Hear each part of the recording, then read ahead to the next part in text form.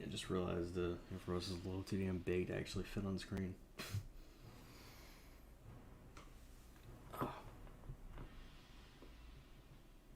There. Now at all times during the stream you are being judged by the plushy Pokemons. Morning Mustang.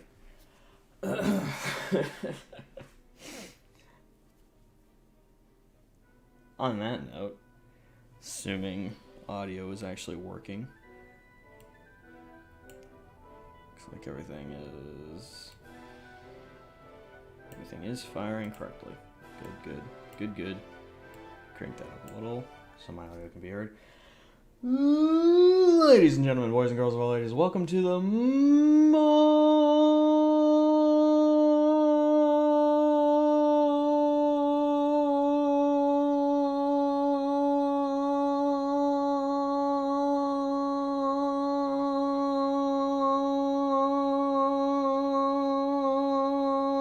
grind.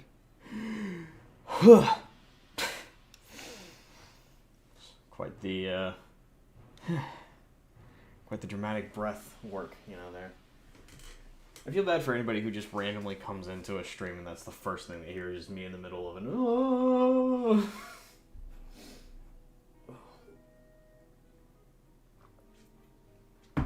But anyway, good morning. Good morning. So, we're in the Pokemon world. And it's dawned on me that there's like a solid 9 trainers left to fight, and then the game's over. So I'm not entirely sure how this is going to go. In theory, I'm not anywhere near high enough level to actually beat the final guy, so we're going to see how that goes. And we will do the training that is necessary to complete our ambitions here. Yes. Good morning. I have a webcam working. I figure since we're playing Pokemon, you know. Just so you know how much of a fucking dweeb I am, I have an entire collection of Pokemon plushies. And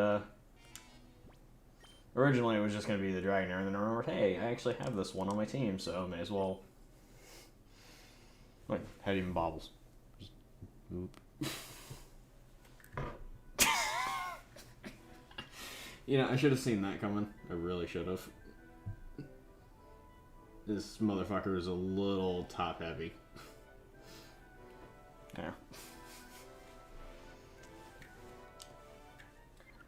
Alright.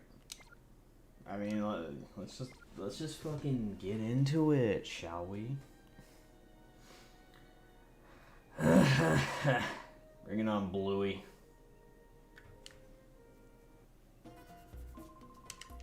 Yes, I remember you. How does the audio sound? I'm trying something new with it. Hopefully, it sounds good. I can actually kind of hear it now, but I'm not sure how that translates out to you guys because I keep my computer on like the lowest audio setting. So when something sounds loud to me, there's a good chance it's like still super quiet to everyone else because I don't know what kind of volume you people listen to things on. Like, I'll go over to a friend's house and their TV will be, like, damn near maxed out. And I'm just like, how do you, like, enjoy anything with that level of volume? But they do, somehow. This is not the right team to be dealing with this combination of enemies. Oof. I have a webcam for work, but I thought it would be kind of funny to incorporate it here for mostly a little joke. But yeah, no. I have no current interest of putting my face on stream, but you know, statistics show across the board that streams do better when there is a webcam active. So now you can just be judged by Ampharos and Dragonair all day. Need to put like a little title above it. Pokemon Plushie Pals. Might do that actually. I have a mini arsenal of them. I've got Ampharos, Dragonair, Tyranitar, Umbreon, Espeon. I probably should have brought Espeon down, all things considered, since it's kind of the team leader here. Wednesday's gonna die if I don't do something, so... I wonder. I don't think we can kill Alakazam, so we're just gonna do that to this and make you disappear. By the way, everybody tuning in, good morning. See you guys over here. Yeah. Bite him. What do you think, Mustang? Should I go get the Espeon? Just put it right next to Ampharos. Oh no, it's all good. Now I get it.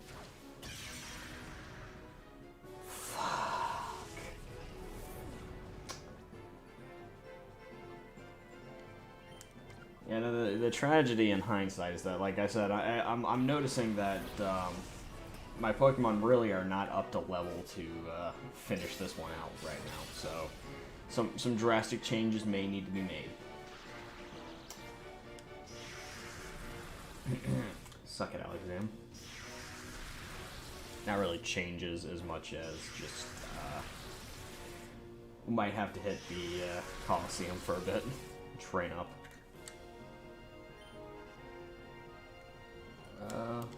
Remember that so I can catch it, and bite this so I can kill it. Cause fuck that thing.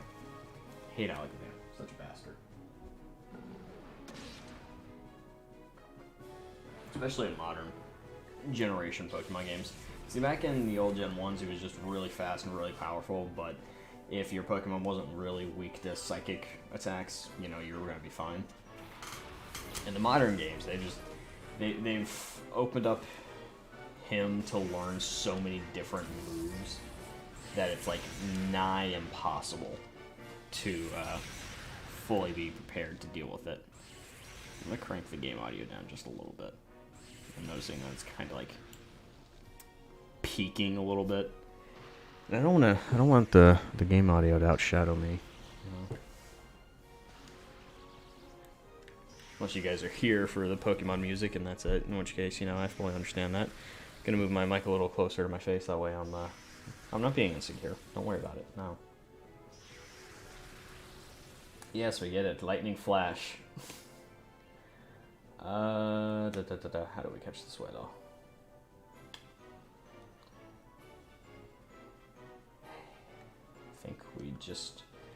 I think we just chuck an Ultra Ball at this thing and hope for the best. Hope it stays in there. And we'll just Blitz Kingdra off the field before it becomes a problem.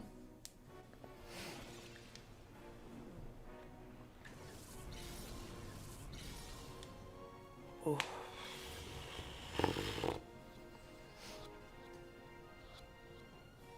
Hey, cool. Cool. Shucky Swallow. Okay, thank God. It's not Shadow Pokemon either. At this point, seeing Shadow Pokemon is just it's just like unnerving because they all pretty much have one-shot potential at this level. So that is a Shadow Pokemon. This past 3 weeks have been 50 or 60 days. Yeah, no, that's always like tons of fun. You're just going about your day and just like, oh, you know, it's nice, it's warm outside. Next day, it's just snow. You know, I give the good old area that I live in a lot of shit for for how inconsistent the weather is, but you know, although it has hailed in the middle of April, it's never like actually snowed, so that's that good old Wisconsin weather for you, I guess. Oh right, Snorlax, that no Shadow Break or Shadow End. Yeah, you know Shadow Break. Alright, well, someone's dead. Yep, Cotton Ball goes down. Alright. Not sure how much I really want to deal with these, so get creative.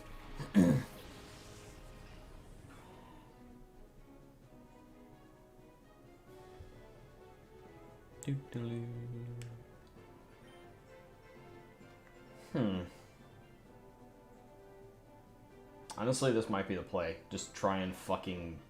Like, I don't think this will kill Snorlax, but if it does, I'm not going to feel too bad. If it doesn't, you know, that's great. It just puts him on his ass, but I do need to weaken him, and we'll see if Electabuzz is not a bitch.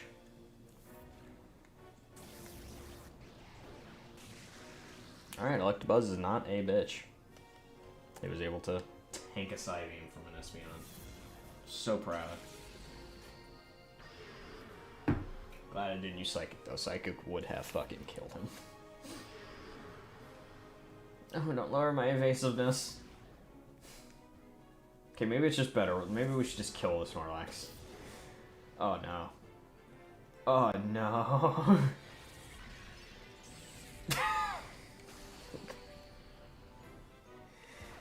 That was what I was worried was going to happen. Well, the good news is I'm pretty sure he has to spend the next turn recharging, so we can throw an Ultra Ball out at Electabuzz and hope for the best. We're actually gonna try something. We're gonna do something kind of stealthy. We're gonna full target Electabuzz here. If he gets caught, then Stun Spore will move on to Snorlax. If he doesn't get caught, he'll get Stun Spored, and we try again next round. Hopefully. Stun Spore's 75% accuracy leaves a lot to be desired. But hey, cool. We got an Electabuzz. Alright, so we've got the Swallow, we got the Electabuzz. Now, can we get the Snorlax and completely clean this motherfucker out? My guess is going... Wait. Oh, right. There's not a it's not a cooldown on. I don't know why I thought there was a recharge on that, like it was fucking Hyper Beam or something.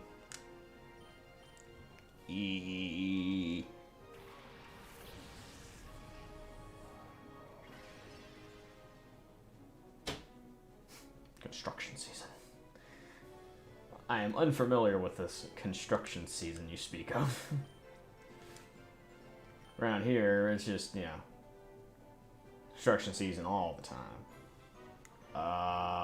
I'm afraid to hit it, because if it does another Shadow End, it'll probably kill itself, so we're just gonna brace for impact here.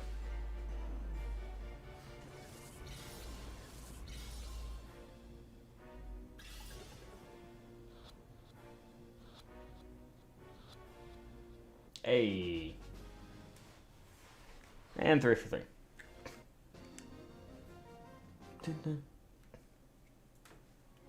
Also, I just realized that the audio is very out of sync with the game for me. So hopefully that's not an indicator of it being out of sync with you guys, but it'll be okay. Yeah, you got your ass kicked, Bluey. Okay, now I gotta go this way, otherwise I'm gonna... I'm pretty sure I don't go straight into another fight. If I go in that door, I'm pretty sure there's a heal machine there. But I don't want to take the chance of opening that door and Eldis is there. Ardos I can handle. Eldis immediately afterwards. got a Salamence. Salamence can be a little problematic.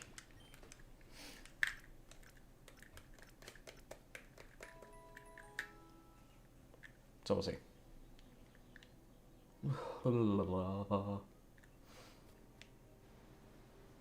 Yeah, I was actually able to get the stream started a bit earlier than usual today, because I woke up at like 6 in the morning and could not go back to sleep.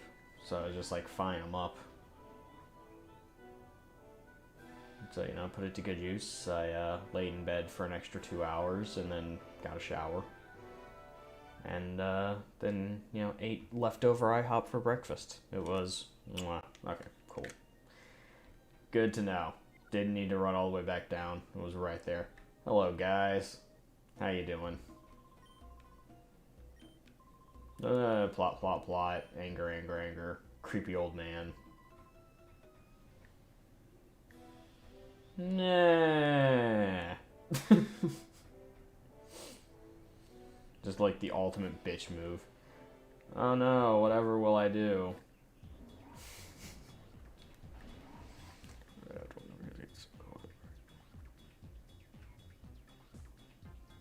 Ah, gotcha, that's what you mean. Oh, your cred has taken a beating. Oh, I'm sorry, Gorgon. How about maybe not sucking, you know? You ever consider it, you know, totally your fault that you lost to a 10-year-old? Or however old this individual is supposed to be. This nondescript individual's age. This is... Oh, damn, this is like all kinds of the wrong team right now. Fuck it, we're just gonna hope for the best, and I'm like 90% sure one of them is about to use Earthquake, so... Okay, cool, it is the Slowking that is using it. Hopefully I'm faster. Hopefully this paralyzes it. Otherwise it's going to kill Wednesday pretty outright. Okay. Won't be able to hit the Ursaring. Because he's all protected and shit. Fuck you. You paralyzed? No, no, no! Wednesday! Oh, I live. Okay. Now, I assume Slowking is now going to use Protect. I assume. Oh, he didn't. Oh, that's dick. Yeah, usually they trade off. One goes Protect, one uses Earthquake, then the other uses Protect, and the other uses Earthquake, you know. Alright, well, we're 2 for 2 on Paralysis. So that's good. Panini, can you survive a hit? Genuine questions here. So he's about to use Earthquake, so best Pokemon for tanking that is Drugs. Eef.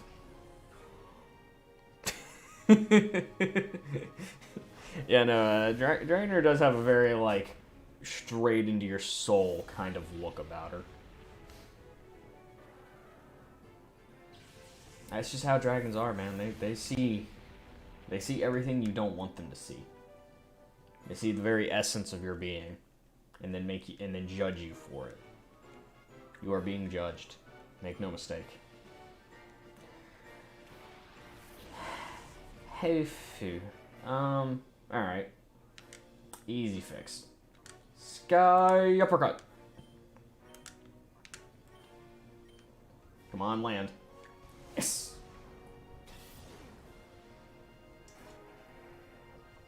I'm so glad Drugs has bounced back to being a centerpiece of the team.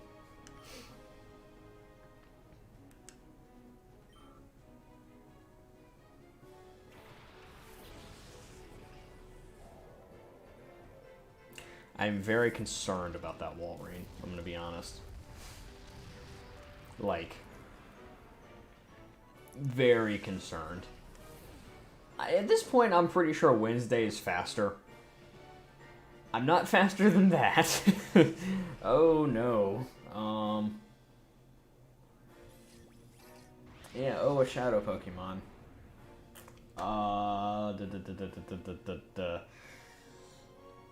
Drugs? I need you to...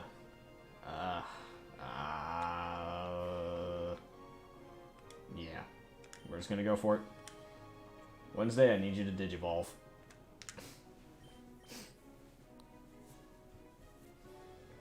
Yes, I'm crossing Pokemon with Digimon. Deal with it. It is my prerogative. If it's what I want to do, it's what I'm going to do. Thank you, drugs. Been using nothing but attacks with, like, less than 100% accuracy. So far, haven't missed one. Really, man? You're still going to get through and hit me like that, man? Why you gotta be like that, man? Well, drugs, it was nice knowing you.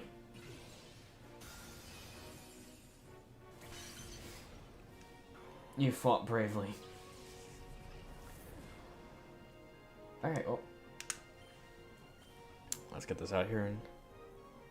Detective... yes. I watched Detective Pikachu. Actually went and saw it in theaters. Not ashamed to admit it. You know, it was good. It was good. Poliwrath is a water fighting, so any of these are going to kill it.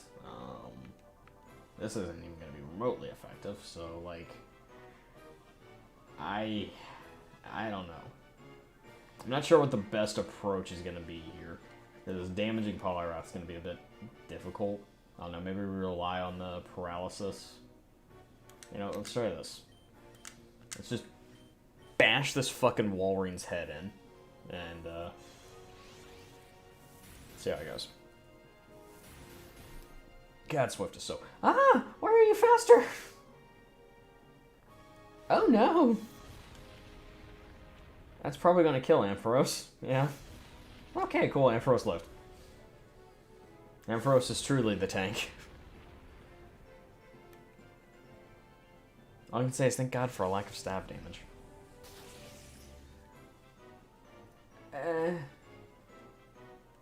Okay, good. Good. Good. We're just gonna kill this. And we're gonna assume whatever comes out after it is not going to be immune to electric attacks. You know? We're just gonna hope, you know? We're gonna reel back. Gonna take a deep breath. And we're gonna make an assumption. Perfect. Also, fuck Mr. Mime. He is such an obnoxious Pokemon. Speaking of Detective Pikachu, you know. I gotta say, it was a... It had its moments.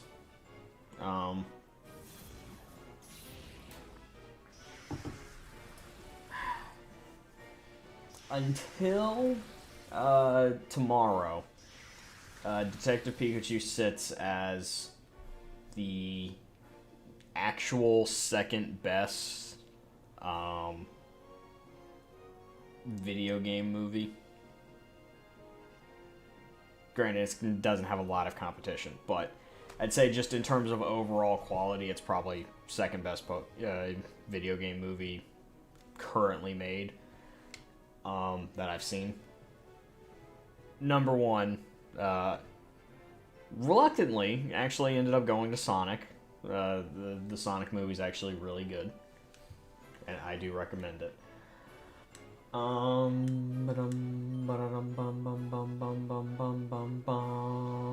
I want to punch the Poliwrath? I kind of want to, but like I'll kill it, and then all this will be for naught. Tomorrow, I'm planning to go see Mortal Kombat.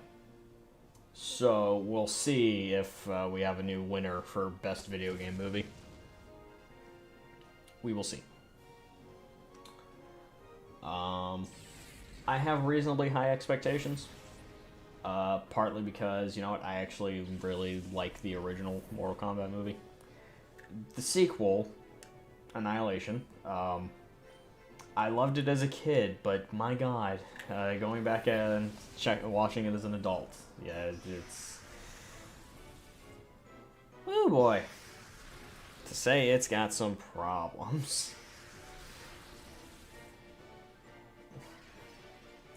But you know what? It's okay.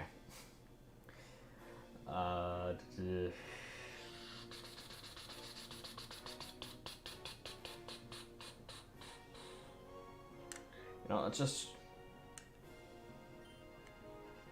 try and catch this. Actually, you know what? We'll play this. We'll play this cheekily. But yeah. So yeah, no, I've got reasonable expectations of it. Let me put it this way. There's no way it's terrible. Just in the modern era, I think people have kind of finally figured out how to translate video games to TV and movie a lot better than they used to be able to. So I have high expectations in terms of it not sucking. I do not expect it to be a award-winning film by any measure. But you know what? If the fighting is good, the story is not complete gibberish, and they do at least something remotely resembling character portrayals that are close to how the characters are in the games, I think we'll be good.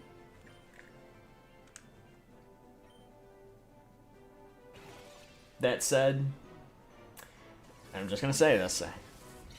I can speak nothing to it, but if we go through a third Mortal Kombat movie without somebody uppercutting someone's fucking head off, I am going to be very disappointed. I will let you know if it's worth it. Wednesday morning, I guess. Speaking of which, Wednesday, probably gonna throw on Mario Kart. Since we should be wrapping this up. If this isn't finishable in the time frame I have available today, we will pick up Wednesday, finishing this, and then transition over to Mario Kart. That is the plan. But yeah, no. Here's hoping Mortal Kombat is good, but it's been forever since I was able to go to a theater to watch a movie, so that has just been kind of what I've wanted to do. And you know what? There's finally something in theaters that I actually want to see. So yes, obviously I could just pull up HBO Max, probably overall cheaper, but it's not the same. There's just something different about being able to just kind of kick back, relax on those big fucking chairs. We got one of those real nice theaters nearby my place. Okay. Get the team out. Yeesh.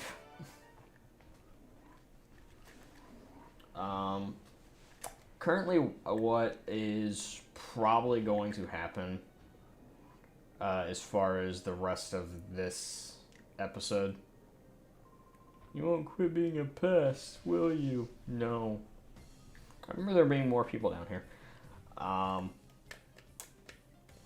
So here's the thing, is I don't know if I can actually beat Greevil. Believe me, I'm going to try, but the problem is he has technically 7 shadow Pokemon that I have to catch.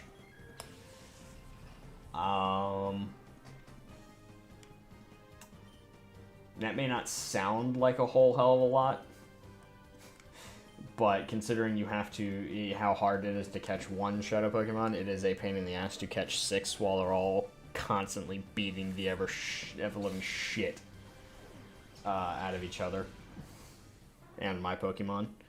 So it's going to be a little more complicated to catch them than normal. Drugs! So, see how this goes. Because it's Zapdos, Moltres, Articuno, Rhydon, Tauros, and Exeggutor.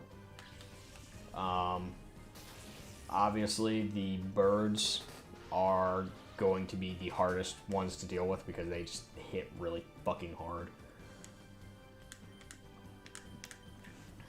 But we'll see how that goes.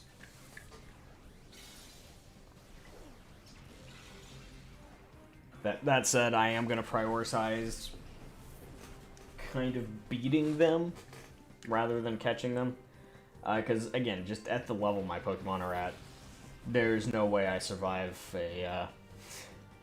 an onslaught of them using their super unfair powerful attacks while they all have nearly a 10 level advantage on most of my team. So, conventional wisdom would say back out for now, run, do some training at the Coliseum, and then come back. But that's conventional wisdom. We aren't here for that. You know, you can try to take the crown from me. I make no promises regarding your success on this on these goals, but you know what? It's good to have dreams.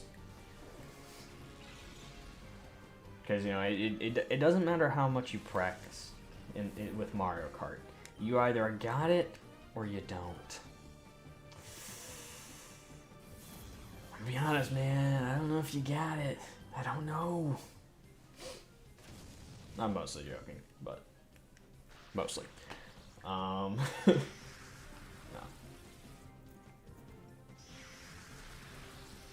That's it. With Mario Kart, it's a little bit of practice, a lot of map knowledge, and something most people wouldn't think about, but strategy. There is a lot more strategy involved in Mario Kart than most people would think.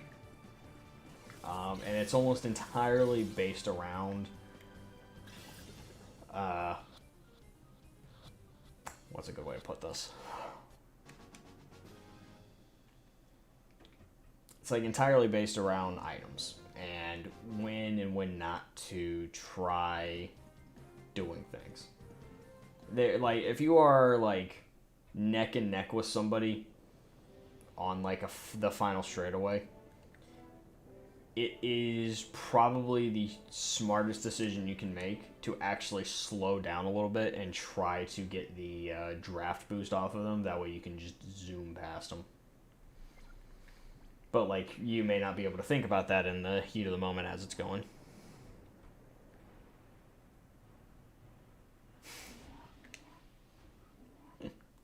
Like I said, I was mostly joking, but there is a level of just like instinctual driving with most racing games that some people just like, you can hand them the controller, you can explain all the functionality, and you can have them play it and play it and play it and play it. They may never be good at it due to the needed like coordination called for it. You can understand all of the mechanics at play. That doesn't mean you're going to be able to do it. Like, I fully understand pretty much all of the mechanics of a game that you will eventually see on the channel. Legend of Zelda: Link to the Past. I have watched speedruns. I've watched glitchy as hell, like, meme-y fucking runs through that game. And I understand the base functionality, the mechanics behind pretty much every trick that someone will do in that game. That doesn't mean that with enough practice I am able to do any of those things, because I've tried. And it just, my hands just do not cooperate well enough to do some of those things. And that's how it be sometimes. Ninjask, okay. You know what, we're gonna take the body slam paralysis approach. Well, yeah, no, you can definitely get better with practice, but that's never going to necessarily indicate that you are going to be good at something. It's really, you can apply that to like anything, not just Mario Kart or any video game. Like,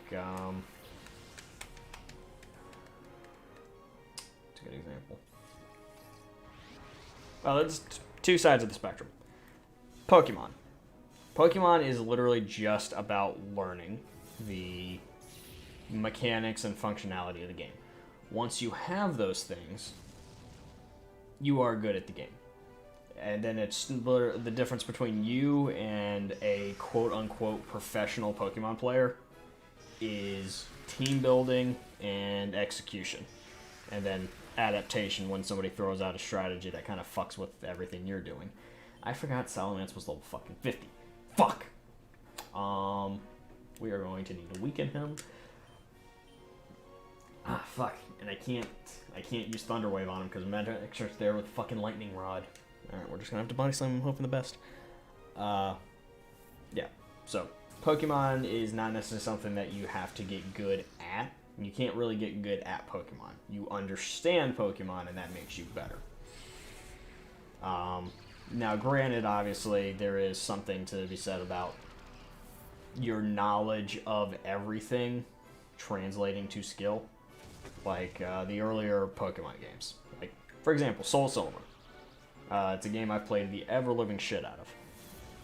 There is very little in that game that I am not prepared for at any given time whenever I play through it.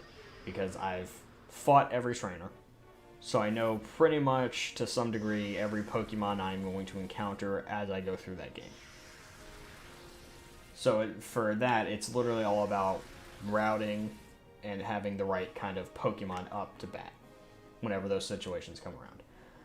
Okay, how do I want to play this? I'm going to bite Manectric and Body Slam Salamence and hope for the best. This should weaken Salamence enough to make him reasonably catchable. Pokemon card game. Okay, I only kind of basic understanding of the Pokemon card game. I know it's a lot more like Magic and a lot less like Yu-Gi-Oh! That one, and this is just a thing regarding, kind of close there, motherfucker. This is a thing regarding card games in general.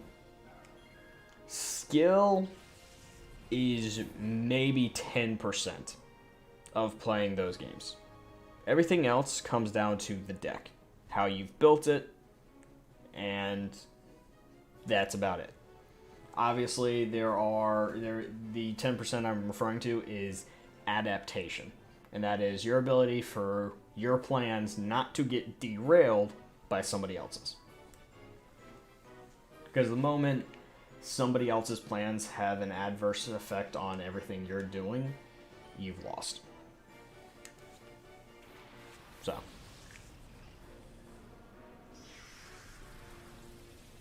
But yeah. The card games like that, they are what I like to consider pay to win kind of games. Obviously, with enough strategy, you can make really cheap shit really good. But there's a reason certain cards cost $30 and other cards cost 10 cents. The more money you are able to invest in a game like that, the better you're going to do, genuinely speaking.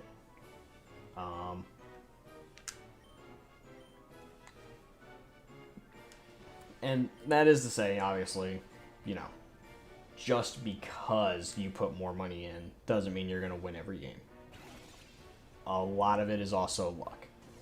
There is a chance that no matter how well you build your deck, the cards you draw into your hand to start a game don't fucking work. And that's the thing, that's why deck building is so goddamn important.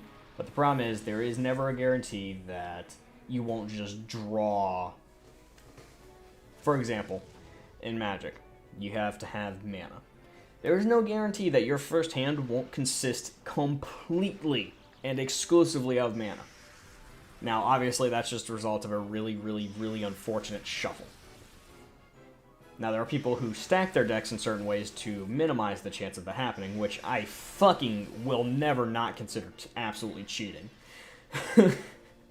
And people that get really offended when you fuck with the way that they've shuffled their deck because it throws off their game. That is cheating. What was I saying? But, yeah, there's no guarantee that you won't end up with 7 mana to start and then just draw 2 more over the next 2 turns. At which point, yes, you have all the mana you are ever going to need. But now you've got to start hoping to God that the next couple cards you get are something you can get on the field, otherwise you've lost.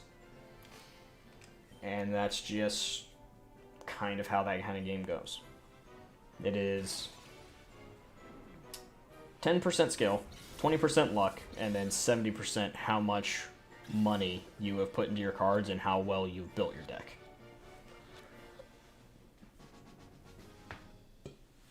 And that applies Magic the Gathering, Pokemon, Yu-Gi-Oh, all card games, basically.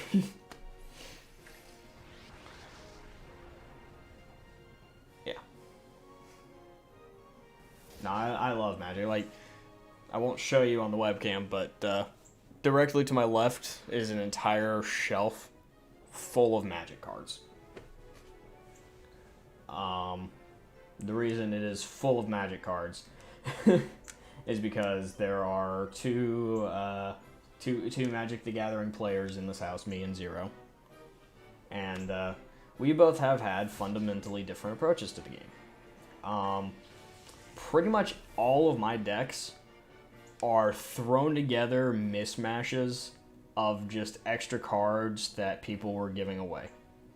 I have in total spent probably $40 on cards across the board, and 25 of those were literally just a box of random cards just so I could see like what kind of funny things I could do with what I got. And from that, I have built some really, really good, reasonably speaking, decks. Am I going to win a tournament with any of them? Fuck no. Contrarily, Zero has probably... Oh my god. That was a hell of a recoil. Has probably put... just considering the cost of some of the cards he has, probably $400, give or take, into one deck. And it's a good deck. It's flawed in that in a 1v1, he's kind of screwed if you just rush him. But if you sit around and drag your feet and don't like immediately go in for the kill, he's much harder to deal with. He thrives on games where he's not the only target, because then by like turn 4, he has just an army of walls that you can't get around. It's so dumb. But that doesn't. But just because he put all that money in doesn't mean he wins every single game. It's just about building something that counters that. If you know what your opponent is bringing, you can better prepare for how to deal with it, essentially.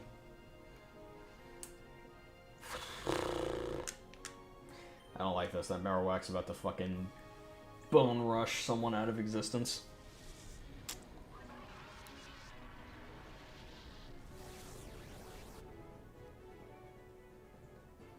Yeah. See, that's honestly the best way to kind of do it, because truth be told, every deck is going to need, until you're playing professionally where you have a 40-card deck that was constructed from the ground up from a list of cards that were in mind.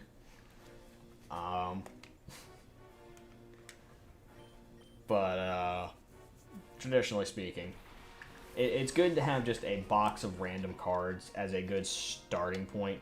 You have Lightning Rod too, motherfucker. Oh, that is infuriating. Alright, we're gonna have to do something about this fucking Marowak. We need him off the field so I can punch the shit out of this Lapras. Alright. Fucking hate Lightning Rod. It's such an obnoxious ability. And this is the only game where it's a genuine issue. In every other game, Lightning Rod as an ability is pretty fucking useless. But in a game where there's double battles, you know, it's just it's a good way to completely disrupt an electric Pokemon. Really obnoxious. What was I saying? Stay in the ball, motherfucker. Good. Yeah. No, just like,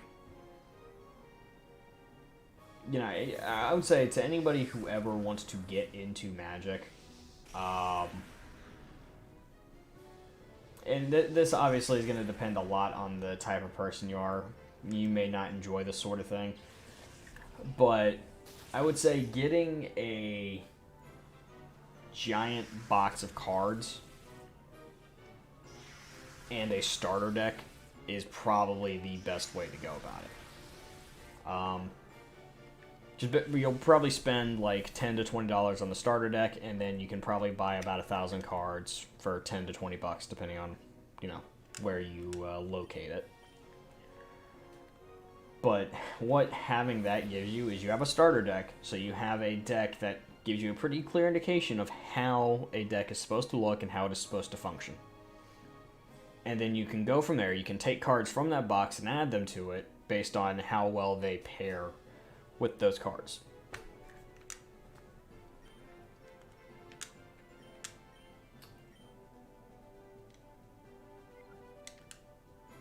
Not really sure if I can do anything here. I guess we'll just try and take it down. But yeah, that's probably the best way to go about it. Yeah, no, the first deck I ever built, I was using my buddy Speed Demon, old friend of the channel. He had brought over these massive boxes of cards, and he was like trying to explain the game to me. I didn't fucking understand it because I was like, this isn't Yu-Gi-Oh! Wednesday, please don't kill yourself. Thank you.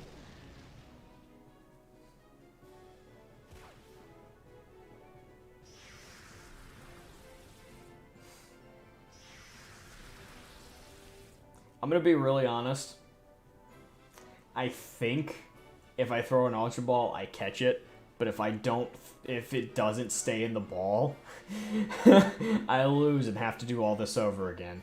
So we're gonna use a bitch strat here.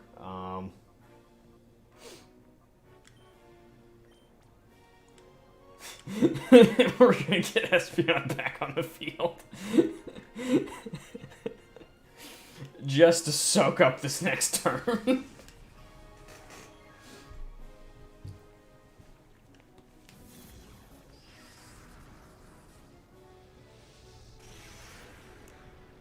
Bye, Wednesday. No.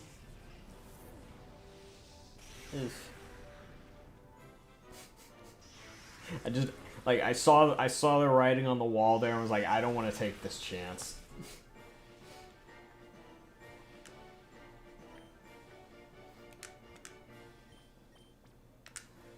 It's good to take risks and to occasionally tempt fate. But if you don't have to, maybe don't, you know?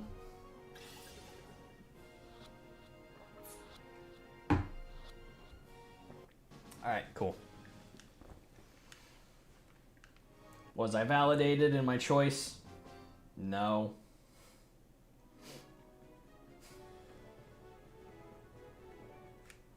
Excellent. Oh, fuck that guy.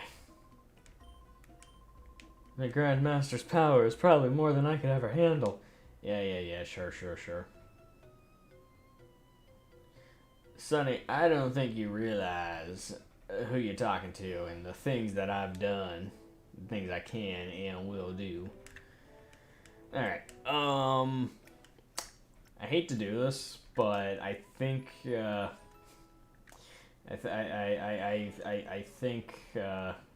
think somebody's got to go from the team for a minute. Wow, this box is fucking loaded. Look at all these Pokemon. Oh, he's got my leftovers. Wait. I need that. I'm gonna take that off of there. Anything else in here? Black belt. I don't have any fighting. Well, actually, I do have a Pokemon that uses fighting stuff, so that might be good to grab. All right. Real quick, we're gonna do some Some Poke maintenance.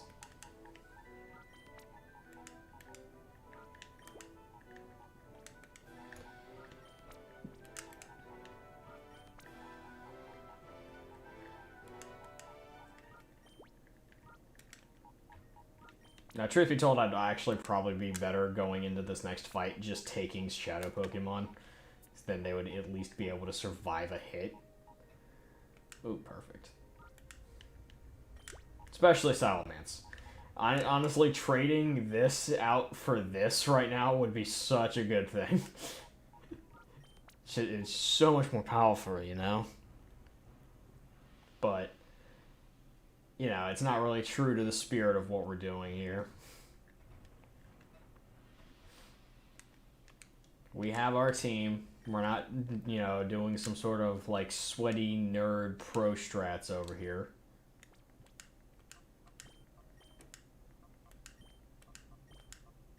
I don't have room for it. Motherfucker. How many useless items do I have? All the useless items. Any of these useful? Iron. Raise your defense.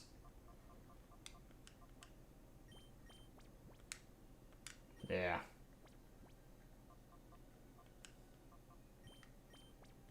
Actually, I'm gonna save those. I have a better Pokemon to use them on. Okay.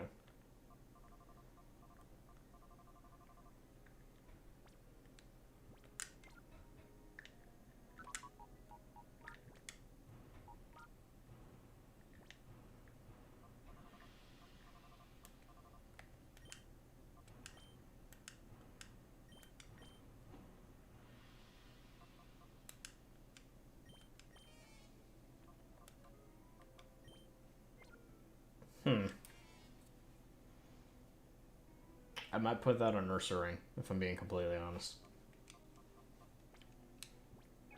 Might be a good idea. Okay. Give me that. Give me those. Give me that. Alright.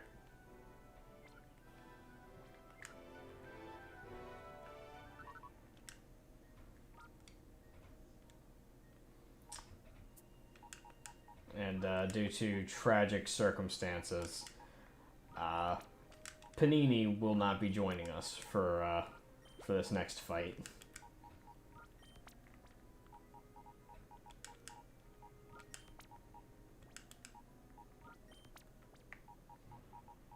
Fucking go there.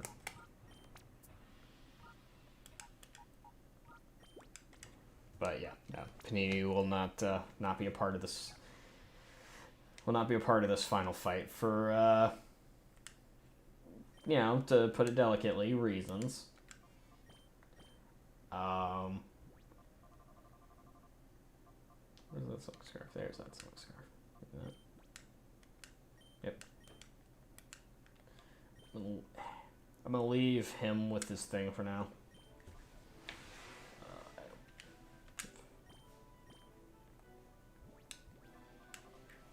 Put soft stand on him later. Alright, cool. Cool. Oh great, my RB may have appeared. Whoa. Oh, whoa. You give me those max revives. Alright, so we're just gonna go ahead. We're gonna run in here. So yeah, this is the end of the game, right here. This little elevator. Let's take it. And get our fucking clocks absolutely cleaned here. And knock off our socks and clean our clocks. That's what's about to go down. Sonny. Ho ho ho, so you've even come this far. I had no idea that a mere child like you would pursue me this long. Professor Crane, Dana Roms in the lair, you alone derailed every one of our well-laid plans. Well, perhaps not just you. The news broadcast by OBS did not help Kiefer's cause at all. Yeah, give somebody else credit for my work. However, my Shadow Pokemon plan isn't finished yet. The final act is about to unfold. Having come this far, I think you've earned the right to know what I have planned. Blah blah blah, evil villain monologue, blah blah blah, exposits plan to hero, blah blah blah. That's basically what just went down. Ugh. Bring it on, bitch.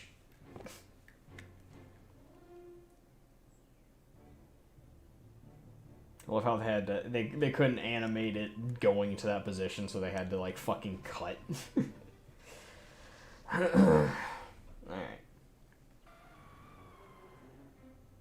It's so scary and intimidating. Look at it.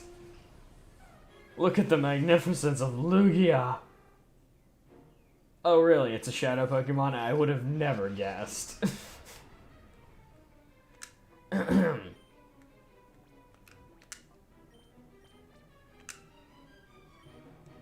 Yeah, we'll Thunder Punch it for good times.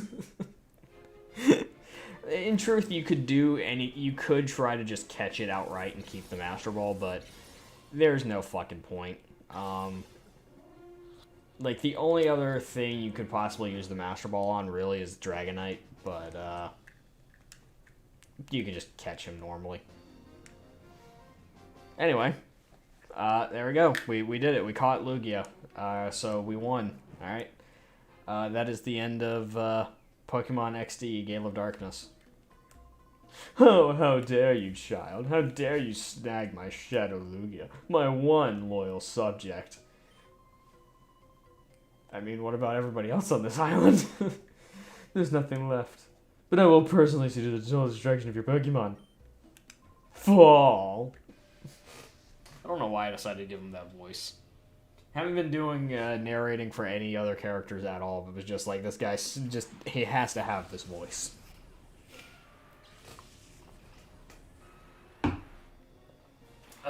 Bring it on, motherfucker.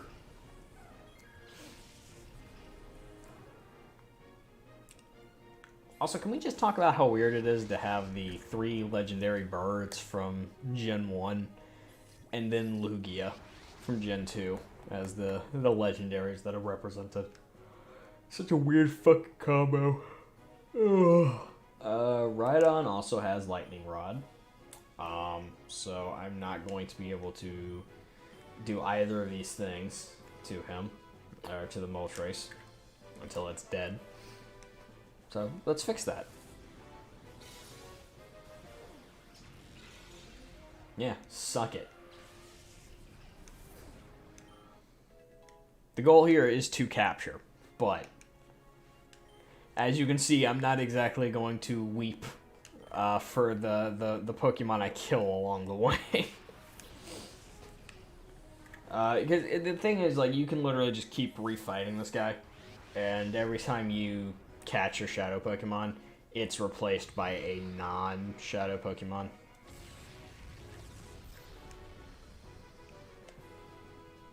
But it's just not, it's not a feasible training method in this game, just because you would then still have to go through like the end credits every fucking time. But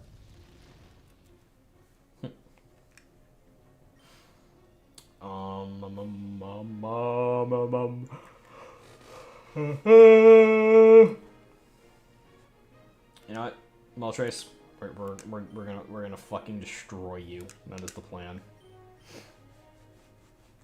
I'm not even playing around here. Just going for the kill. I didn't mean it, Espeon. You know, if you just don't fuck around and just, you know, fucking kill everything. You know, I said I wasn't prepared to fight this guy, but you know, I'm actually kicking his ass pretty hard. Am I gonna be able to catch any of his Pokemon? Probably not. Ha, bitch, I'm still alive.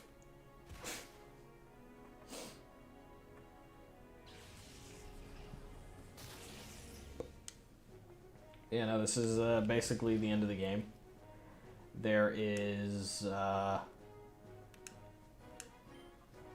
There's one sort of fight after you beat this guy, and then it's pretty much just wander around, train, purify your Pokemon, eventually catch Dragonite from IRB.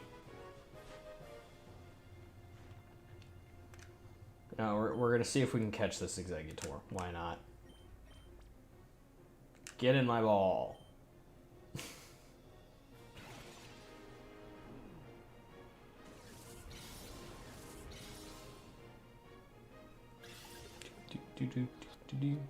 Fuck.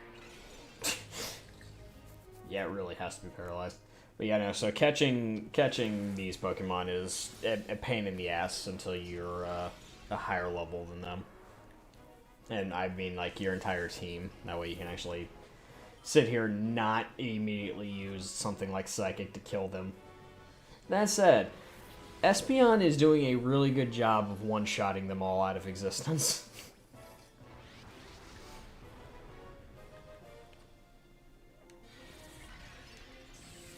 Yo, cutting ball. I might be able to catch that Exeggutor at the very least. We might leave here with an Exeggutor. Oh yeah, but this is why you drop at least one of your Pokemon, is so he automatically comes into your inventory. And now he can just kind of sit here and tank. Oh.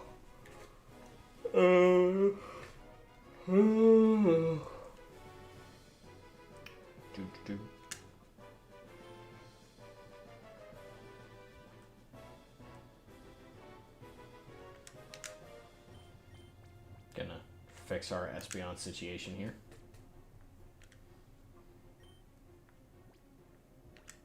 Gonna fix this Exeggutor situation. I've already accidentally killed Moltres, so I want to leave here with something. If we are able to beat this guy. Motherfucker. It's amazing the difference things not being paralyzed makes. Ow. Ha, bitch. You know what, let's just... We're just gonna use Psychic until something doesn't die. That's ultimately goal. That's the goal. Psychic until something decides it wants to live bad enough to suck up a Psychic. I don't foresee it happening. Good boy. Fucking Exeggutor. Exeg. Eep. Alright. We're down to the birds. Thankfully, he doesn't have a Beedrill. Get it? It's a birds and the bees joke. Okay, Articuno can take a fucking hit. Oh god, a critical. Be still my heart. Probably be able to sidewave that. Yeah, we'll return fire. Why not? That's a very catchable Articuno. I'm gonna be honest, I kind of went into this not expecting to one-shot everything with Espeon, so I didn't think, beating him was gonna be a realistic goal. But it's looking like it might be a realistic goal. Ooh! I'm alive. It's okay. I meant to be this week.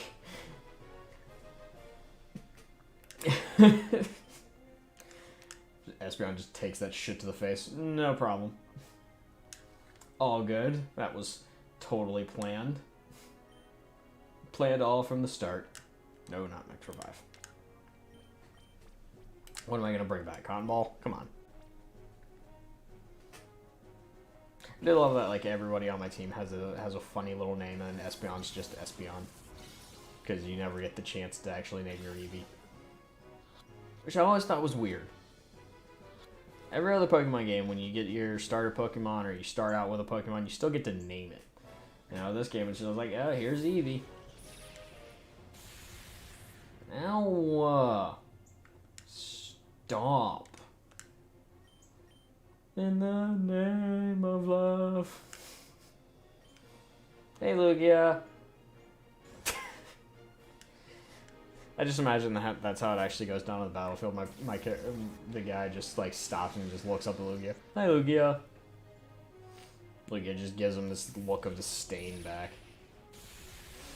Oh, ow, the pain.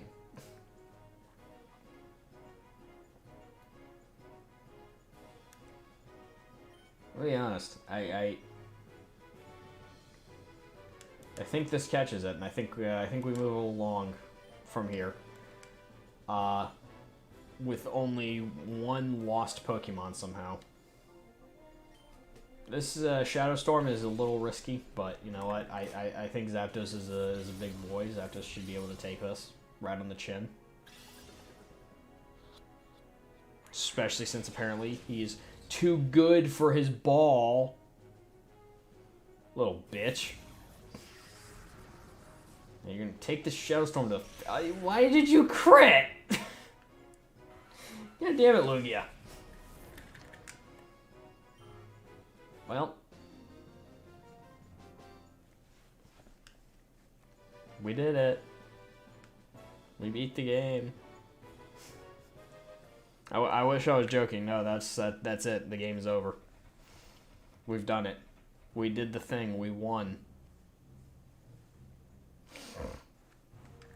How?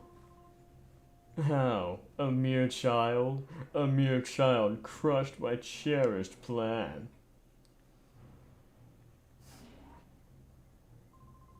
What? This can't be. I don't know why I've decided that they get voices now. None of the NPCs have had voices all fucking game. It's just like this final little bit. It's like, oh, now they have voices.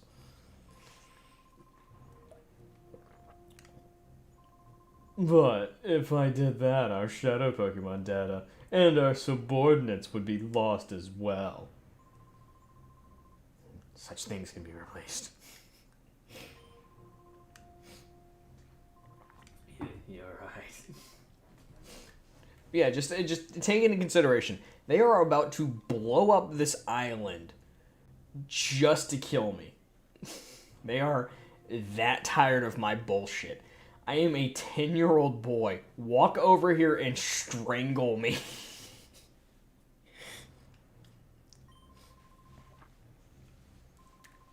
Yes.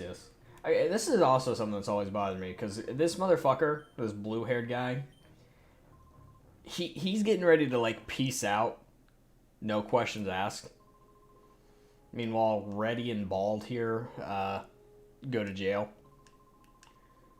But, you know, Blue's out on the loose. Shut up, phone. Which absolutely was like, I have to believe, was trying to set up the open-ended possibility of a third game. Where is that third game, Nintendo? I want to know. Also, yeah, no, that was quick. I was not expecting to win that fight that easily. But, you know, they didn't really put up much of a fight, and instead they just laid there and got their asses kicked. Yeah, you better leave. Take my hand.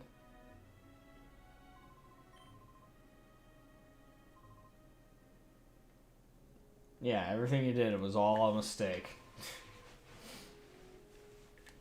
Thank you for your courage.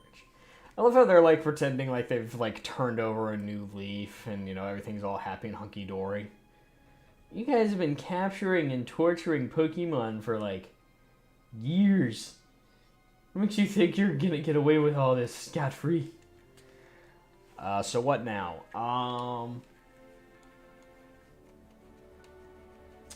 Now, we go outside. I'm joking, of course, I would never go outside. Um,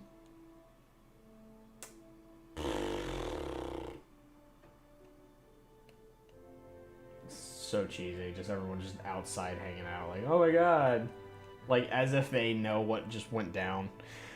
So now we gotta fight Egan and his fucking Pikachu's. So that's a thing.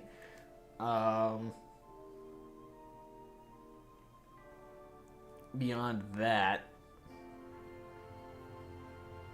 basically we just we have Pokemon to train and things to catch. You know, your party's up to another to be safe. Is that okay? No. Yes.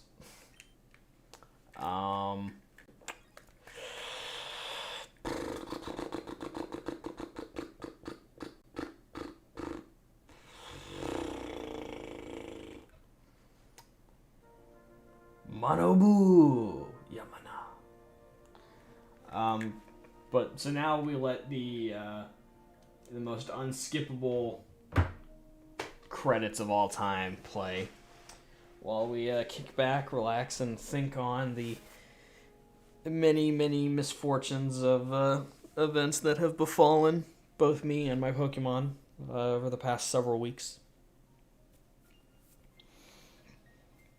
Oh. But,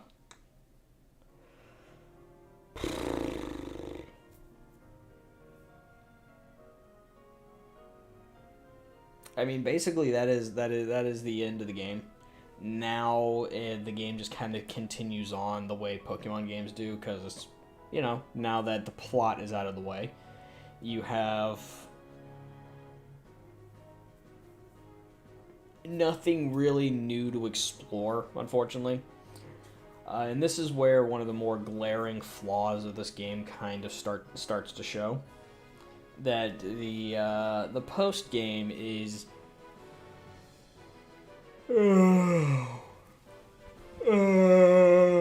very dry.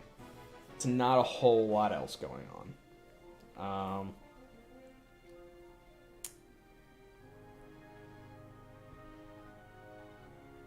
That's a good way to put this. So there's the Ore Coliseum that opens up, which is basically just for you to go in and suffer and test out your Pokemon. I'm gonna be honest, I've never had the patience to groom a team that was all close enough in level to actually do the Ore Coliseum run. And a lot of that is because the minimum level, everything there is going to be like 60. And the issue is the Pokemon on the enemy team scales to match whatever the highest level Pokemon is in your party. And this is where the sort of steamrolling with Espeon thing becomes an issue. Because Espeon is now, you know, double-digit levels ahead of everything else on the team. So basically, you have to train up a team without your starter, or just ignore your starter until everything else is of the same or similar level. And yeah, that's a lot of extra work for not a whole lot of payoff. I don't know what else lies beyond the Ore Coliseum, but I imagine it's nothing that necessary or keen. But yeah, no, the entire post-game of this game was very clearly meant to pair with the Game Boy games, Ruby and Sapphire and Emerald. Because you can get the Gen 2 starters, which, if you play handheld Pokemon games, it's always a fucking blast to get those into your game and then play with them. Since, you know, they're in a region they weren't meant to be in. Oh. So...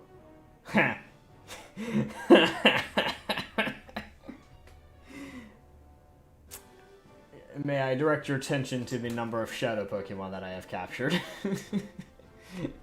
You know what? I'm glad Zapdos died. Just mwah, perfect. fucking flawless. Like, I see no point in catching any more Shadow Pokemon. At all, ever. Yeah. Yeah, the email's cut off. So, now Egan is going to show up with his Pikachus and shit and wants to fight me. If it's a war he wants, it's a war he'll get.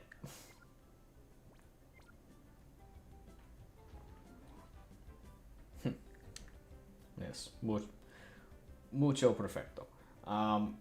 So basically now you're just kind of on a headlong rush to confront Meyer B like 30 times to get all the Shadow Pokemon missing, because there's 84 in the game total. Greevil still has 4 of them. I'm at 69. So Meyer B has 10 that I need to catch, and then he'll bring out Dragonite. Which is why you're kind of incentivized to actually get everything on the first run through without, accidentally killing every other Pokemon you encounter. But, it's okay. It happens.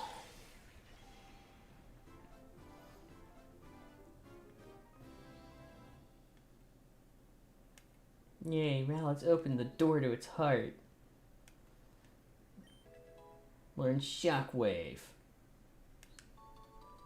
Admittedly, Shockwave, Sing, and Confusion, which are its 3 kind of base moves, not a bad combo.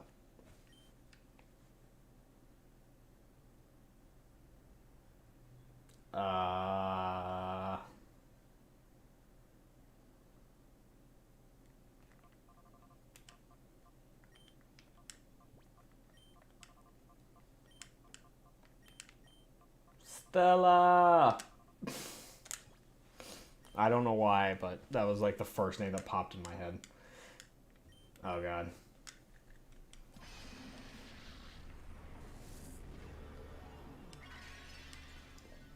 Fucking bug-eyed Venomoth.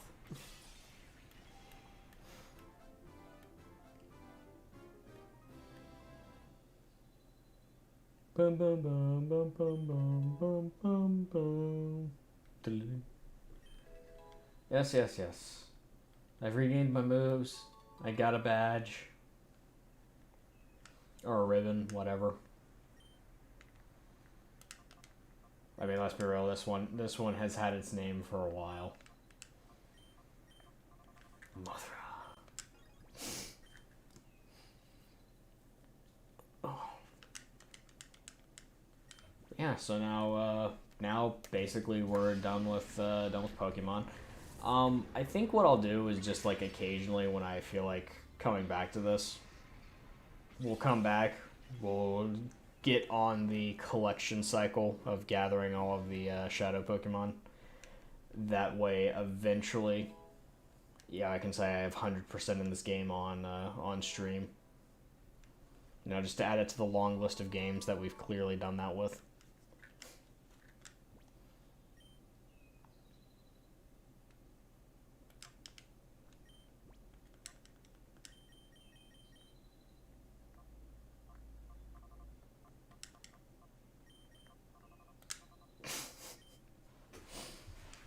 Balls. We're very creative over here with our names for our Pokemon. It's what we do.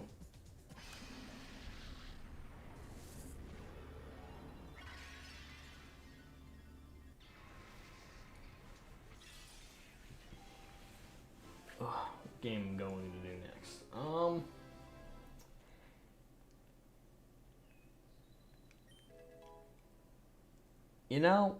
I think I have an idea. I think I know what the next game's gonna be. I got something figured out.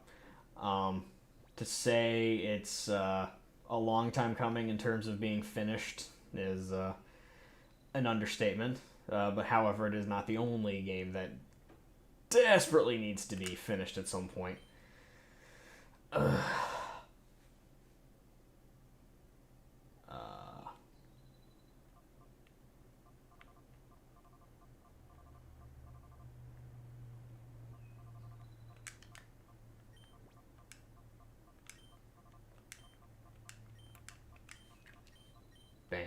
Sheldon. But that it'll be a surprise. Yeah, good. I'm glad you like surprises. No, I was trying to think about that the other day because I'm like, I know this game is coming to an end and need to have something at the ready. Couldn't decide on what, and then I was like, you know what? I know what I need to finish. Or, more accurately, if we're being completely fair, restart. It'll probably only last like a stream or two, so it's not like going to be a 10-week series like this one was. Would you like to give the Beedrill a name? No. This is Buzz.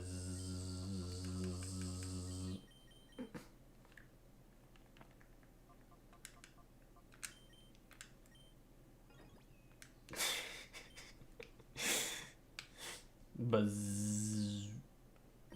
Just cuts off.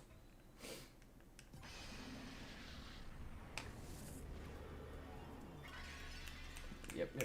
That is the plan.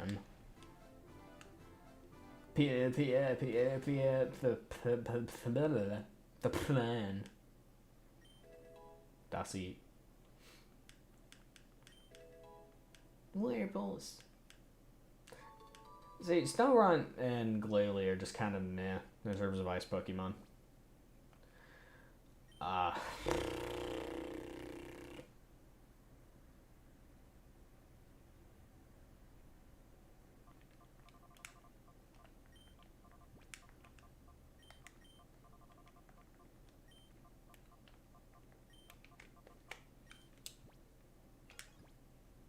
Shiver. So creative with the names. But yeah, now, what was I saying? I bring it sidetracked a lot.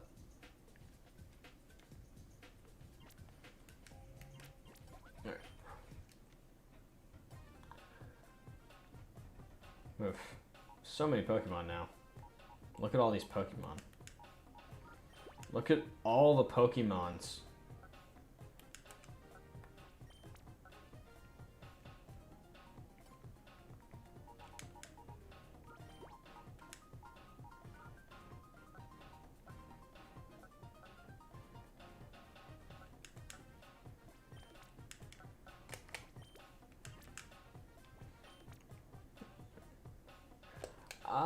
Another Resident Evil game.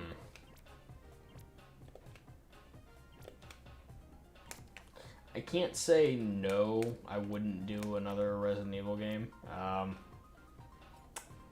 I would probably just say it's not incredibly likely that another one's gonna get done anytime soon. Truth be told, I've just never been the biggest fan of Resident Evil. Never been really my my series, my kind of game. So it falls a little by the wayside. I don't know how to make this a proper.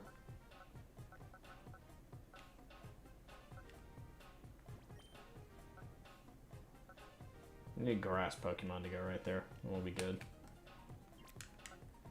I have a grass. I don't have a grass. Maybe you. You're kind of grassy, right? Yeah.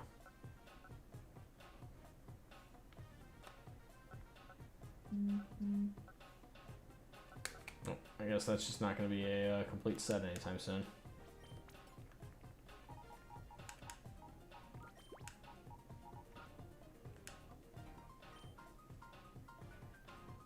Yeah, the other thing is I just don't have don't really have another Resident Evil game just kind of really sitting around ready to go.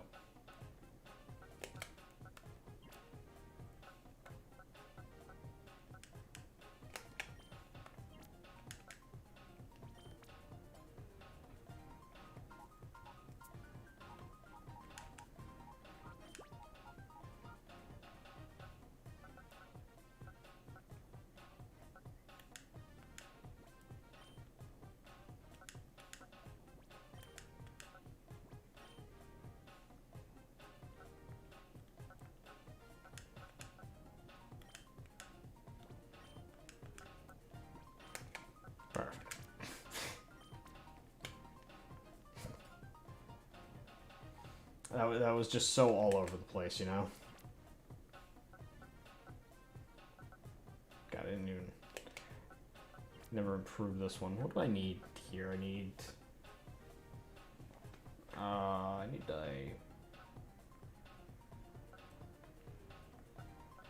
a rock Pokemon. I got one of them. I got no rock Pokemons. I got one rock Pokemon.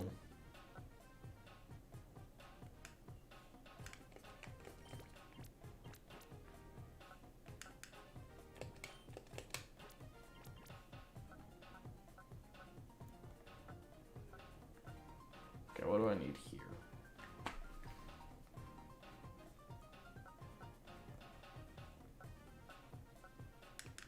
I'm gonna replace you with something.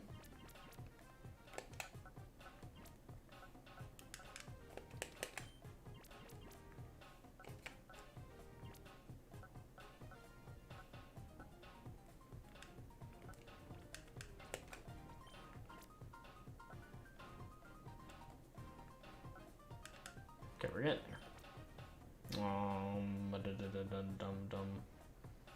Dum dum dum dum dum dum dum dum dum dum.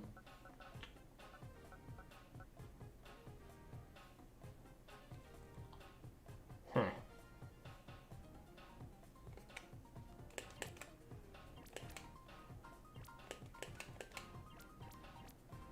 I'm not sure right off the top of my head like what would fix that, and if I had it, I don't think I have anything to fix that with, so it's okay.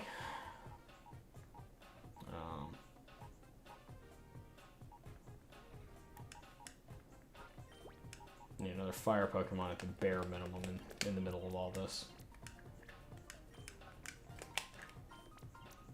Need a rock if I got one. Perfect.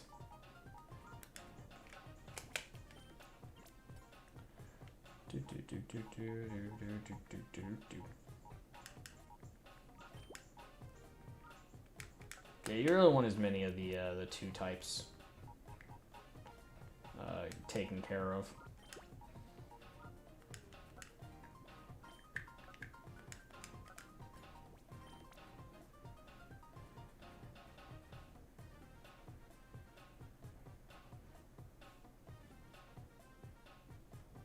Ooh, what game? What game is coming to console here in the nearest of futures, my good sir? And what are the actual chances it was worth all the waiting? I mean, like, basically none, right? No chance.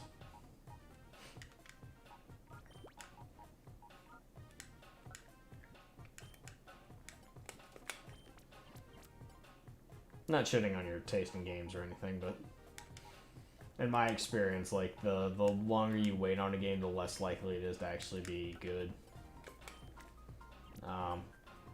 Not basing that off of certain other games, you know, that have been very mediocre and uninspiring, that I've waited years for, and that I've watched other people wait years for.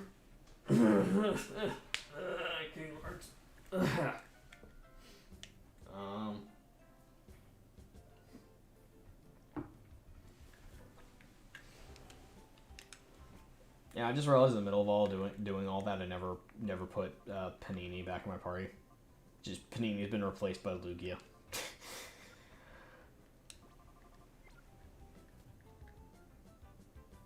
Gold Rush.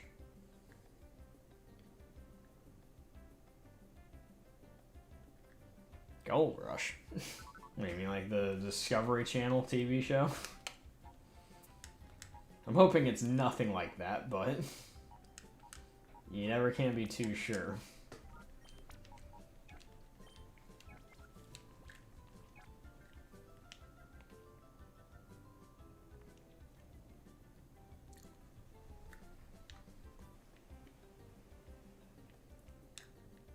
Hello, Egan.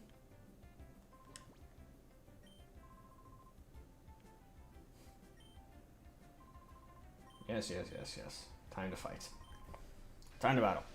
But yeah, no, what do you mean by Gold Rush? Never... I have some idea of what that probably is, but I cannot say with absolute certainty that I have any idea what it is. Go, Wednesday, Panini. Do what you were always meant to do. Which is absolutely cheese the shit out of this fight.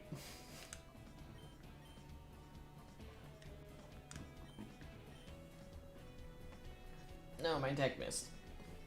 Thunder. Rain Dance.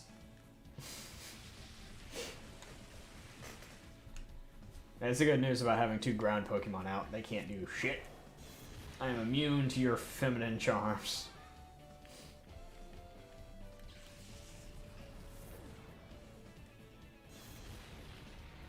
Wednesday is finally doing Wednesday-esque things.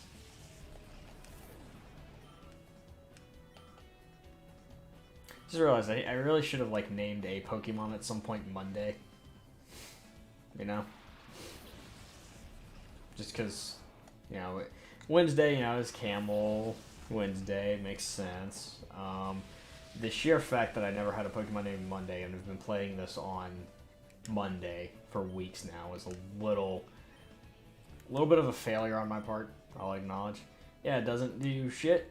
Doesn't do shit. Can't hit my Pokemon because they're ground types. Ha ha ha ha ha ha ha ha ha ha ha ha.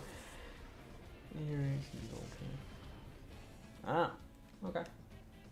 I was mostly kind of shooting into the wind on that, but I guess, you know, if you have a popular-esque TV show and you need a video game tie-in, you know, you roll with it.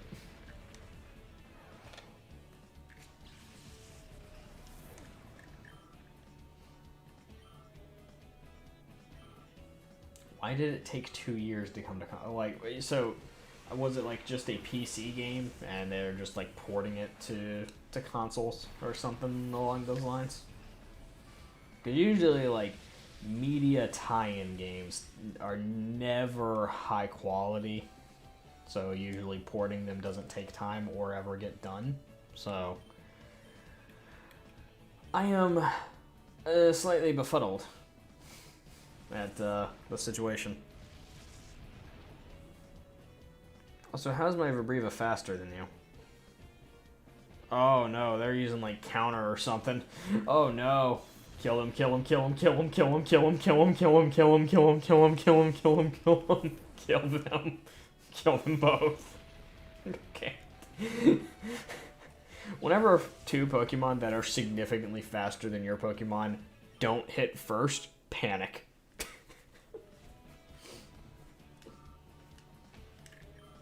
I said, damn. Wednesday. Just the beast that Wednesday finally got to be. Look at it. It's so beautiful. Yeah. Suck it. Oh. Oh no. It's no wonder that Cypher has their eyes on you. I must say I enjoyed myself tremendously. I'm sure that the trainers who have gathered at the Ore Coliseum. This is the Ore Coliseum. Yeah, bring it on. What says? I will beat all of them up. I fear nothing. I am 10 years old and I have a camera up. Nothing can stop me. Okay, where is Meyer B these days? If he's anywhere other than real game, I don't care. Well, okay, Oasis Pokespot I can kind of live with. Cotton Ball. Center stage. Espeon, less center stage. Well, it took 2 years, but...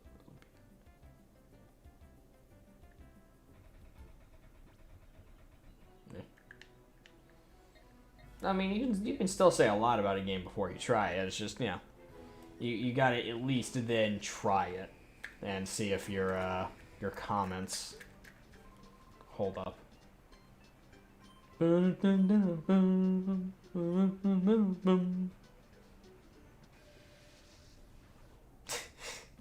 Yeah, no, the seasonal sports games, or the yearly sports games, they've all gotten, they have progressively gotten worse and worse. And it's just because the cost to make them doesn't go up, but how much it costs to, you know, make them does, if you catch my drift. Basically, let's say the budget for making a new one of those games every year is $60. Well, you know, like 20 years ago, the production cost probably only was like, you know, certain probably cost about that much. Certain parts of the game probably cost $20, and just over the years, that certain part of the game that used to be $20 has gone up to 21, 22, 25, 30, 35, 40, 45. So the profit margins on those are getting to the point where they can't allow for quality to be put in anymore. If you don't know what I'm referring to, I'm talking about licensing fees. They have to pay the organizations money, a shit ton of it, to use their likeness, their stadiums, their players. They have to pay the NFL, the NBA, MLB, gobs of money just to make those games.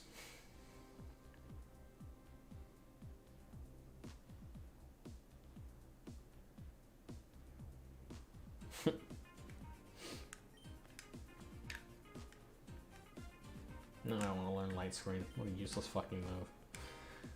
But yeah, that's why the games have progressively gotten worse.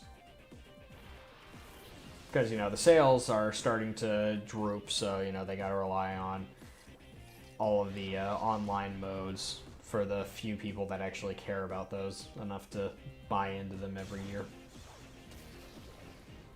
But, nah, it's just, that whole market needs to kind of crap in on itself and rebuild from the ground up.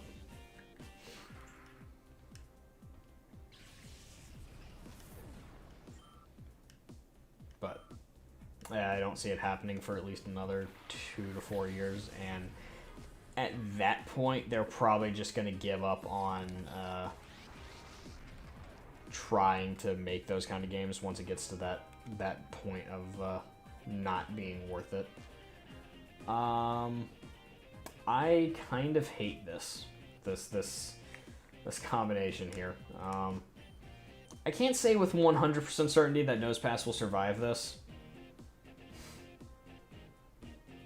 So I don't want to do it. So I'm not. I'm just not sure who else I have that has a move that won't kill something here.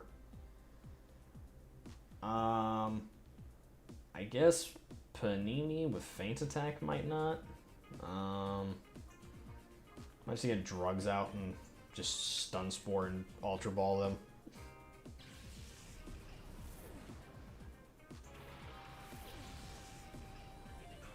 I don't know, Cotton Ball might be able to, like, Body Slam Nosepass. Might be able to make that work. Now,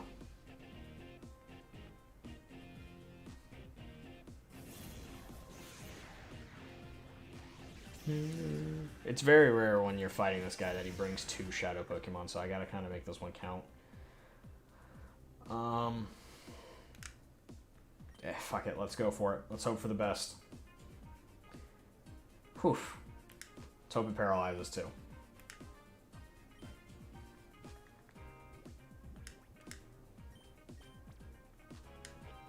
Yeah, basically we're gonna be throwing caution to the wind and hoping for the best here, at least catch wise.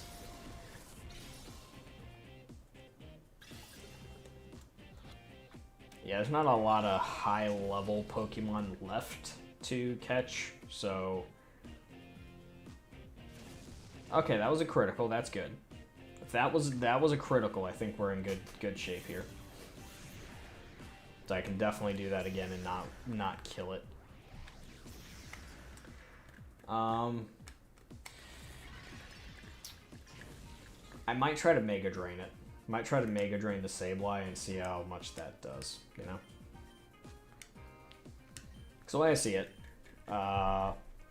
yes, it has stab damage, but it's still its weakest move. And it's not super effective. That's probably the most important thing.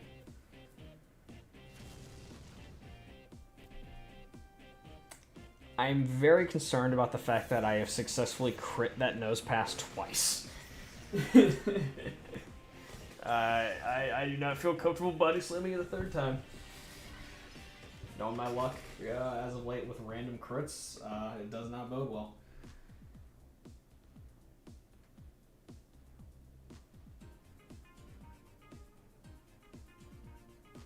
What is this?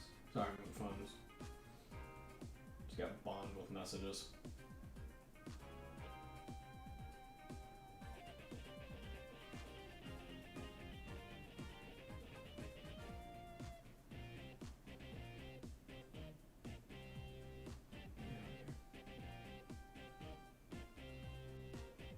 Okay, cool. Cool. Check it on those other things later. Sorry. Some people like to randomly message me in the mornings. I mean randomly. It's like, I'm gonna talk to you like all week. Why are you suddenly saying something to me?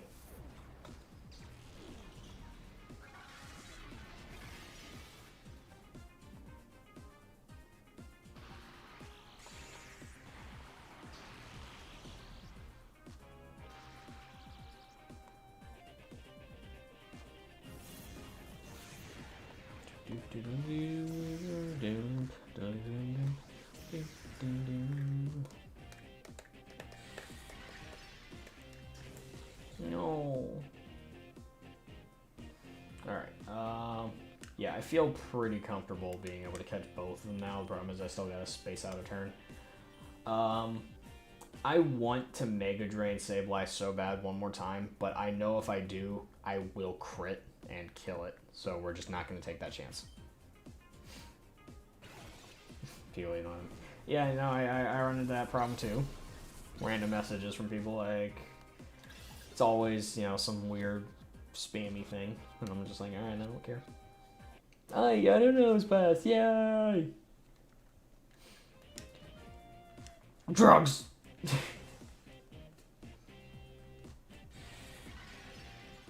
No.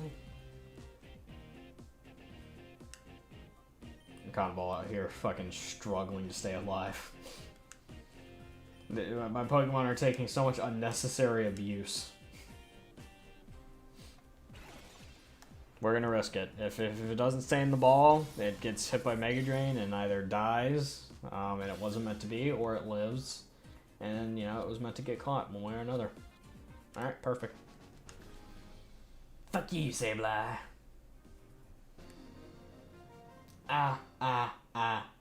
Sableye. Okay, I'm sorry. I'm very sorry.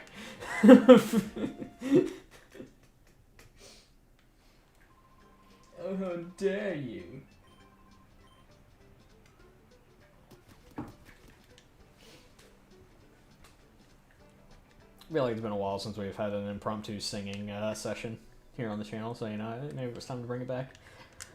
Alright, God, I guess, you know, we just have a nice little chill stream here. We just hang back, have some fun.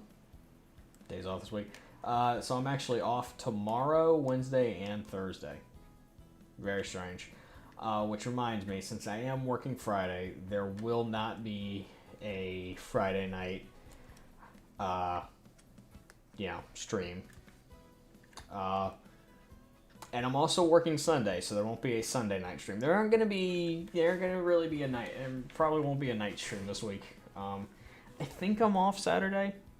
Actually, I might be working Saturday. Actually, I didn't think about it. I don't know my fucking schedule. I think I'm working this Sunday. It's either this Sunday or next Sunday that I wasn't able to get off. So, but at the very least, I know I'm working Friday. So that is the sadness. the sadness which has come over me.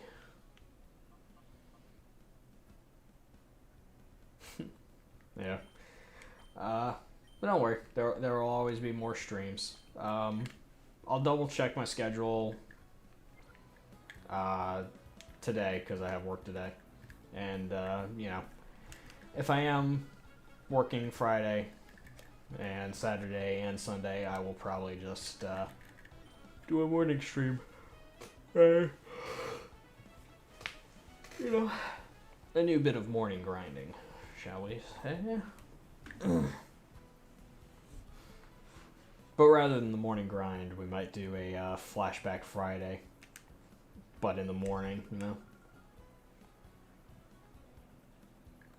Doop doop ba-da-doop ba-da-doop ba-doop boop boop ba-da-doop ba-doop ba-doop boop boop ba-doop ba-doop ba-doop. I don't know what that beat was to, but deal with it. By the way, this is like the most impractical Coliseum I have ever seen. Like, think of like how high up here, how grandiose this thing is, and then look how little actual seating there is. And then all that useless shit surrounding the top of the tower. This whole stadium is a lie. Also, don't look too closely at the very clearly 2D sprites hanging out in the background. This is not the right team for what I am fighting. But you know what? It's okay. Gonna make this work. We're gonna try and just kill this Mistrovis before it can do Perish Song. No, don't fake out. Why did that do 30 damage? No, don't imprison. Crunchitize me, Captain.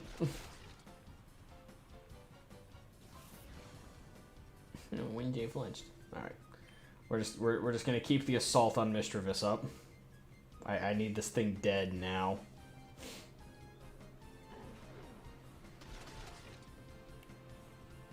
Alright, little overkill. Just a slight shade of overkill over here. Meanwhile, Hariyama is prepping to one-shot me.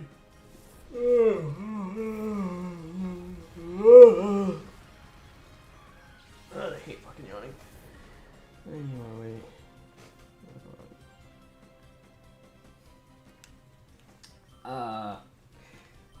Alright, so, well, first and foremost, I'm not writing a superhero book. I have written a book, and it just happens to be, it just happens to involve characters who are quantifiably superheroes.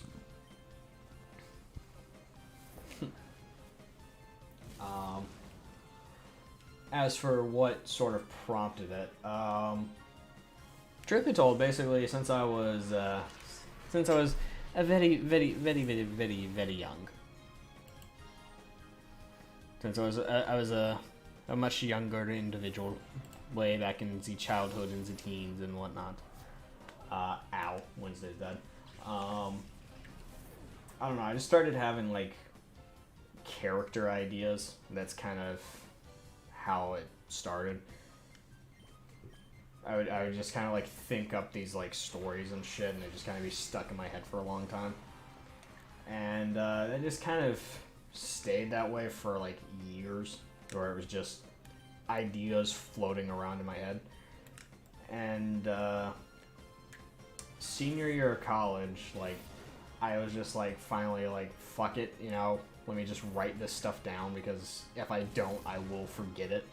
Because I'm very bad about that. I will forget literally everything if I don't write it down sometimes. And basically just started out as a character idea based off of a as weird as it's gonna sound. There is a YouTube animator that you can probably look up called Penniless Ragamuffin, and I know their animation style from a lot of Game Grumps animated stuff. That's how I came across that. And, well, it just, like, in one thing, like, I noticed the avatar that they draw themselves as, and was like, that's a really cool character design. And just, like, for some fucking reason, my brain kind of held on to that and was like, you know, it's a cool character design. It'd be really cool to make a character out of that. Like, but what would I call it? What do I call them? And then, like, I just got stuck on the name Penny. So even though the artist is a guy, their avatar that the character is based off of for like forever on is a girl named Penny. So that's how that kind of happened. And then it just sort of spiraled out from there. I had 2 other characters that I had like had for years just kind of floating around. I was like, you know, they never had a proper origin story. Why not say they came from the same place as old Penny here? And it kind of just took on a life of its own from that point. Next thing I know, I'm about 300 pages deep on a book. Mind you, that book was an incoherent mess, to call it politely. And I wouldn't say it was incoherent. It was not a good book, you know. It was a good story. So about a year of drafting, rewriting, refining, eventually I had to sort of just been ironed out. This is what this book is. This is what this story is. This is how it's going to proceed from here. And very little has come in the way of changes to that original book since really getting everything kind of ironed out. But since that one was finished, I wrote... I was out of work for about 4 months. And somewhere in that 4-month period, like, I don't even really fucking remember. I guess I just, like, didn't play video games for a couple of weeks. But by the time I had a job again, I had an entire second novel written and edited and ready to go. I was just like, fuck. And then, like, over the course of the next year, like, I would occasionally, like, sit down and write out the 3rd book. So I have an entire trilogy of novels literally based off of a YouTube animator's avatar. So to say that inspiration comes from fucking anywhere, bit of an understatement. Yeah, that's kind of how that came about. Shadinja.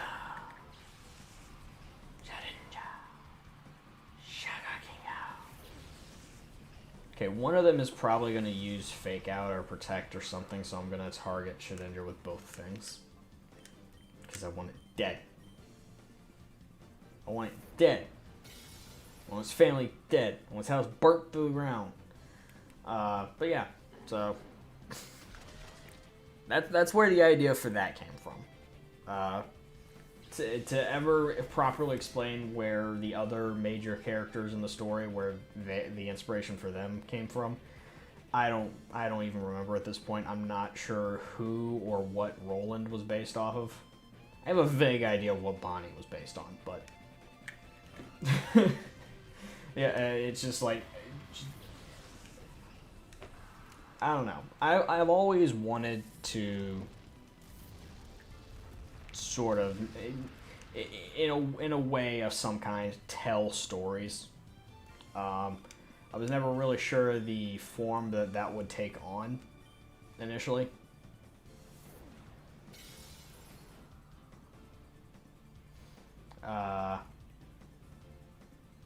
But like I was like thought maybe it would be cool to make movies or something or make a TV show, and it just like I know I didn't take the steps necessary in my younger days to kind of go that route, so I was just like, all right, cool.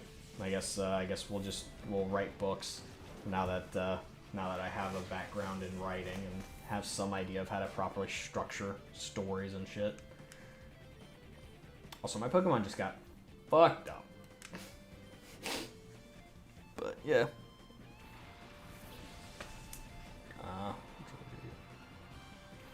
So the goal is to get those published at this point, because, frankly speaking, that's what I want. I want to be at this point. I just want to be an author. I want to write books for a living. That way, I can dick around and play video games for fun.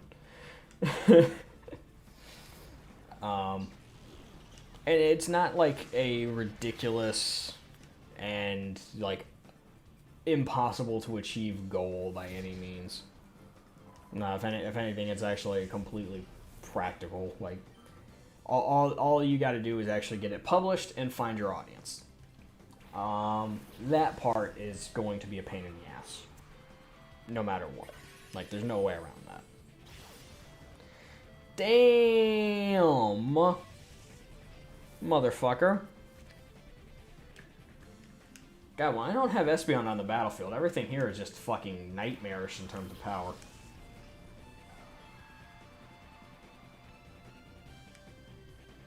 Well, I want this Wobbuffet dead. And I now know I'm faster than Marshtomp. But, yeah.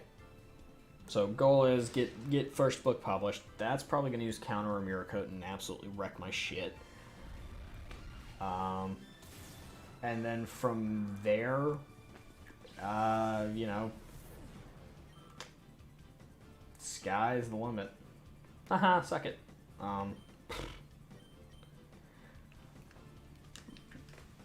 Okay, to get a book published, there are a number of ways to go about it. If you have a good financial backing, you can self-publish. And that is the easiest way to get a book published, because it doesn't have to go through anybody else's opinions or reviews other than your own. You just have to front the cost to print it, and then you have to worry about getting it out to the world, whatever means you have available. Alternatively, you can just write the book, write up a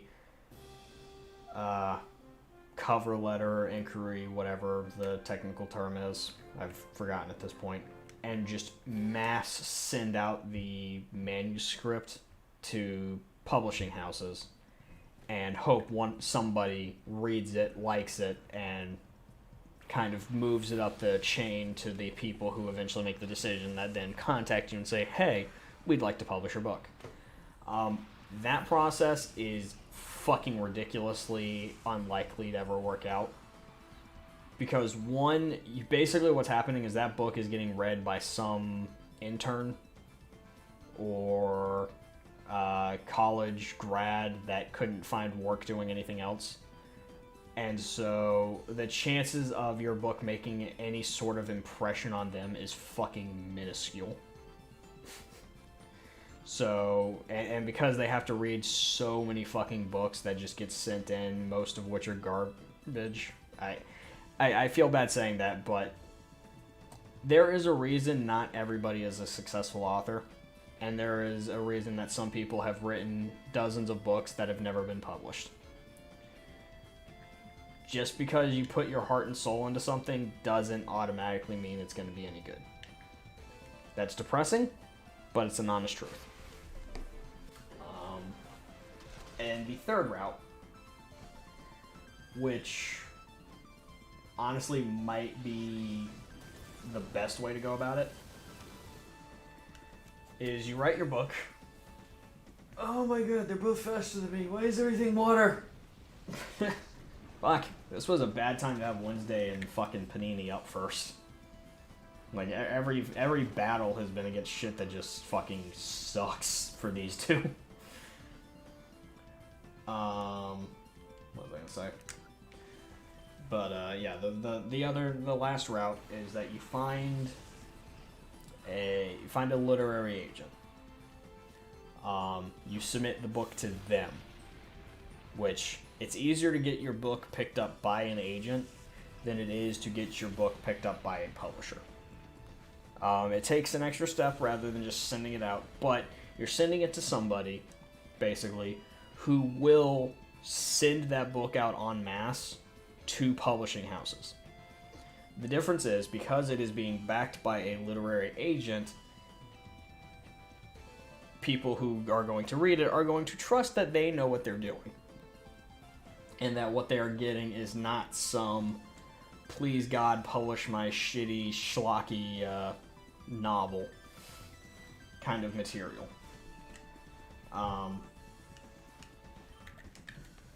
So, yeah. Basically, it goes to a literary agent. They will work with you, kind of edit the book down, get it to where it is at its most publishable state.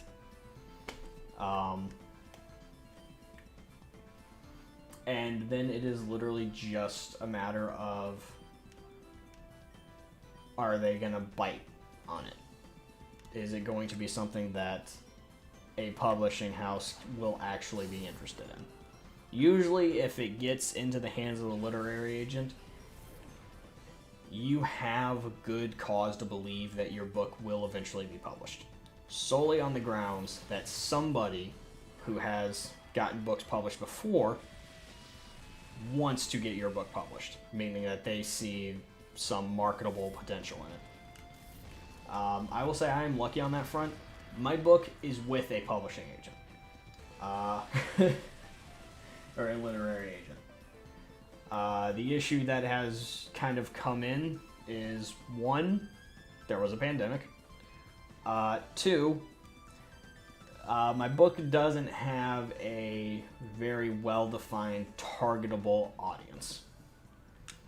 Now you might be wondering, what the hell do you mean by that? Allow me to explain. And this is probably one of the bigger mistakes I've made when it comes to the whole book publishing process. It is a book that focuses on a group of, for a lack of a better term, young adults. It is also a fiction book.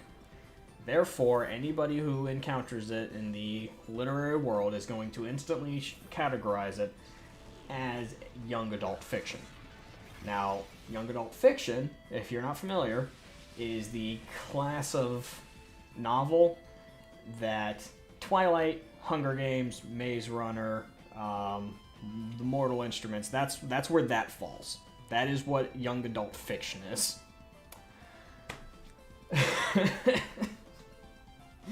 So, you can kind of see the issue. And now that's not necessarily a bad category to be in, because that is mass marketable, and if you are a success in that category, you're rich, because you will sell copies beyond copies. The issue is that market is horribly flooded and overcrowded. Because a lot of people have seen the runaway excess of complete and utter trite garbage like Twilight, and are like, oh, I could absolutely write something this fucking awful and get people to like it. So, that entire genre is basically one giant cesspool of crap with the occasional nugget of gold hidden amongst it. But, so that's the initial problem. The problem is that my book is probably almost guaranteed to be classified as young adult fiction, no matter where it goes. Now, the other problem. It is not young adult fiction by the fucking very core of what makes young adult fiction young adult fiction.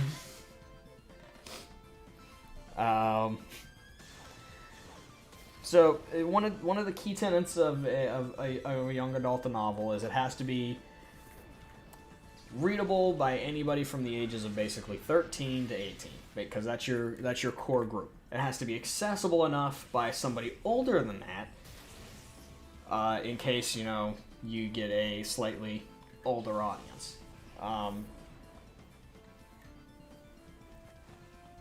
The issue is, and think of it in movie terms, that is your, let's call it PG-13 market.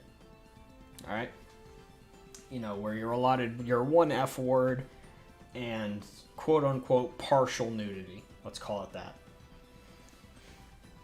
Alright, so my particular book doesn't have any major swearing. Like, I actually made that a fucking point when writing it, was that I was going to do it without filling every other page with swear words. Because if you've been around this channel long enough, you know I curse a lot. We are not PG-13 around here. There is very few words that are off the table for me to just randomly blurt out when I'm feeling it.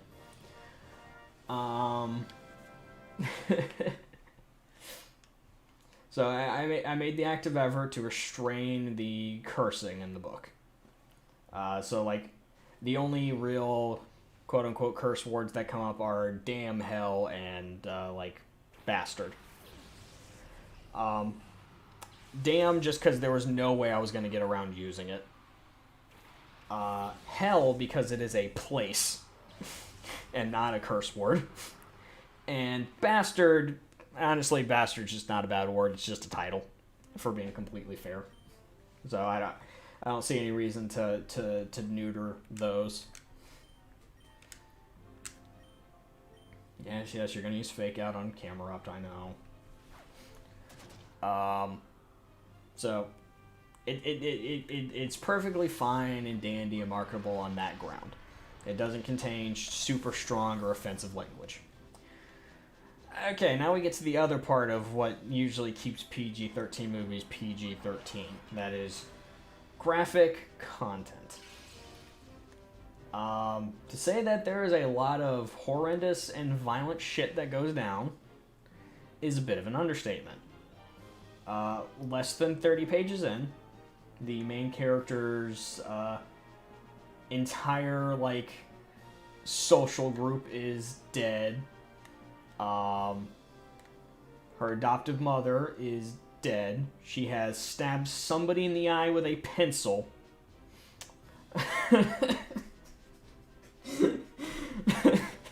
So, you know, it's not exactly, it doesn't really pull its punches, if you catch the drift here. It starts off kind of violent, and, you know, it stays relatively violent. Now, admittedly, I referenced Hunger Games. That movie is basically PG up until its last 30 minutes. Which is a good thing. Because that really keeps it from being as potentially problematic as other things. But the problem is there is no lead up to that with my particular book. Is it starts violent, it stays violent, and that's just the world that my characters inhabit. It is not a happy-go-lucky, yay, let's all be best friends kind of world. No. There is misery, there is sadness, and there is a lot of fucking death. Yes, death right off the bat. And, you know, the thing is, that was just a conscious decision that I kind of had to make when I was going through it. Solar beam. Bitch. But yeah. Now, again, I'm not saying that this inherently means that it's not marketable. No, obviously there is a market for more mature novels. The issue is it's much harder to get those published, because when you send it out to a publishing house, their goal is to take what you've put on paper put it on a shitload more paper, put it in someone's store, and then make money off of it. If they don't think your book will yield enough of a return to make a profit, they will not publish it. It is very rare that you will find a publishing house that is willing to gamble. Just because too many bad, non-selling books, and suddenly you're out of business. So, you gotta take a gamble. And obviously, you have to print up a massive amount of these books. So, even if you just get them to the store, and you think, maybe, just maybe, this will be good. If no one's buying, no one's buying. And that's ultimately going to be a problem.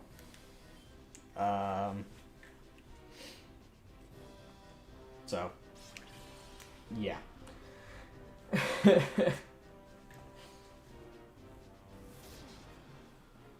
So it's really hard to convince a publishing house to take a gamble on something like this. And as I am an untested, unmarketed, unpublished writer across the board, I have nothing in my name, literally speaking. They have no idea exactly what's going to be going on. And that's sort of the issue. I don't have a name.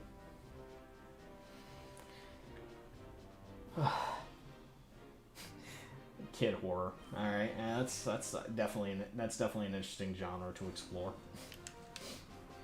Not a genre I would ever go to. So I can't offer you much in the way of that ideas on that front. Children's literature is a much different kind of beast. Because there, it just has to be engaging enough not to completely lose everyone's attention, but also not so overly complex and overwritten that children aren't going to be able to get into it. So, it's a very fine line of stupid, but not too stupid.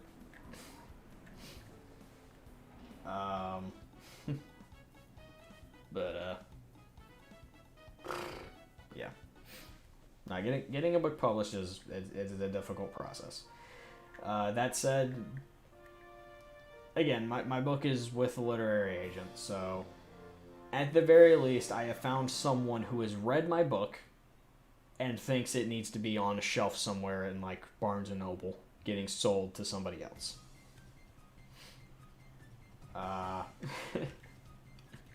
So I have that going for me on that front. The issue is, it's just a matter of throwing darts at the dartboard and waiting for us to hit a bullseye. Just gotta find one person in a publishing house somewhere that gets the book, reads the first 20 pages of it, because that's all I need. I just need them to get through the first 20 pages, and I fucking have them. It's just you gotta get them to that point. I know that sounds like a little overly optimistic and a little headstrong, but I know my work, and it is a start strong and then fucking blitz kind of style, where it's just a very technically sound book to start, and that's to get somebody in. And then that's when we take it to the next level of, okay, now let me start introducing all of this fun shit.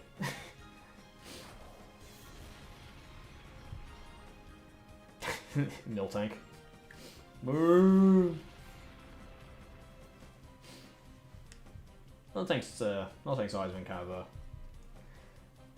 a fun Pokemon, I've always felt. Panini, I don't think you're faster than either of them, but we can hope, right? Ooh, Wednesday.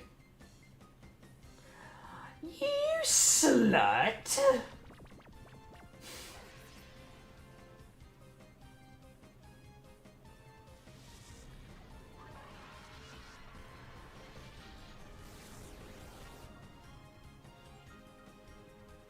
I am offended. I am offended by this. I am offended by this Stantler. You know what? I need Panini to level up. So, this is what's gonna happen. Panini gonna digivolve real quick. Ugh. Yeah. Oh.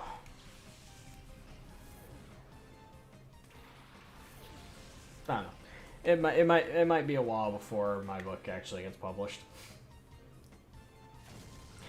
There is also another, and this is just fucking hilarious to me. I want to go ahead and preface this before I begin going on to this tangent. I started writing the book in 2017. It was basically written and ready in 2019, like early 2019. All right. And it is it is very important to specify that it is like it was in my literary agent's hands and pretty much fully edited by April of 2019. Which, yes, that means it's been sitting around for about 2 years with no results. Depressing, but as people constantly are being reminded, J.K. Rowling was rejected 12 times before Harry Potter got published, so people are wrong. For a lack of a better term. So, April 2019. My book is written, details are set in stone. I absolutely shit you not. The book and the characters live on a planet called Corona. I shit you not.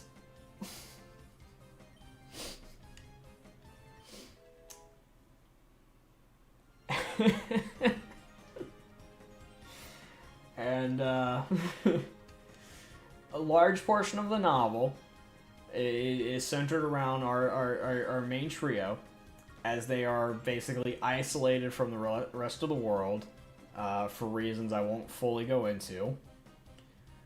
And the entire time, it seems like everybody in the city that they live in is in the midst of a bit of a civil war in which people are demanding justice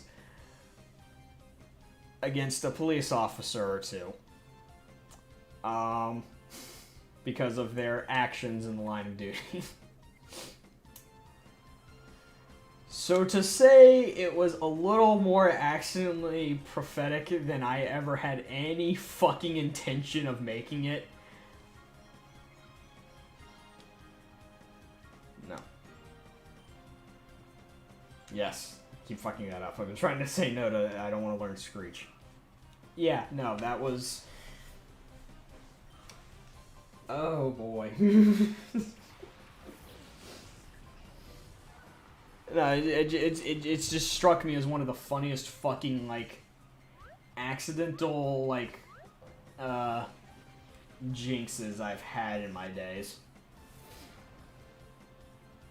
Because, I thought it was just funny that, you know, the whole Corona thing. I thought that was just, that is just too goddamn perfect.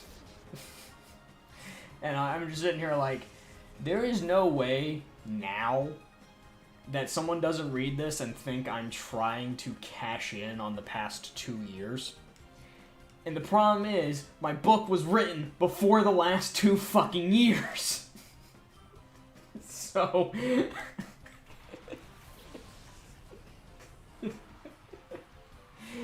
it's just like, I am now stuck in a really, really unfortunate place of...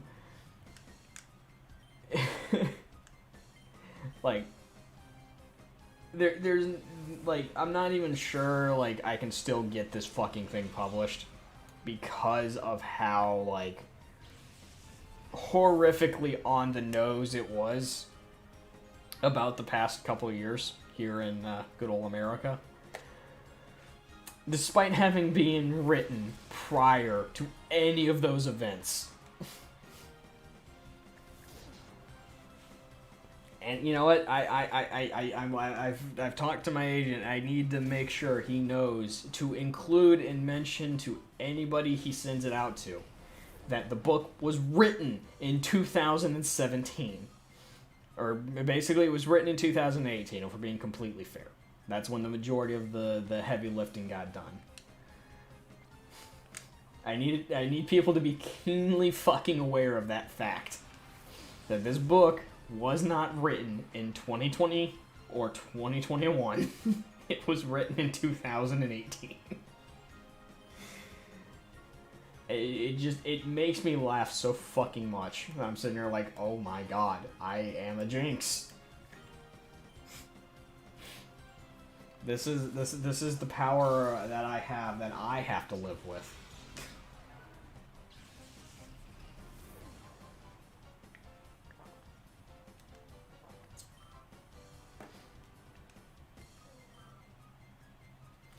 And before I forget, sometime in the middle of 2020, our government finally was just like, oh yeah, no, there's unexplainable things floating around on our planet that we can't identify, and that everyone was gonna be like aliens, which more or less was kind of what they were referring to.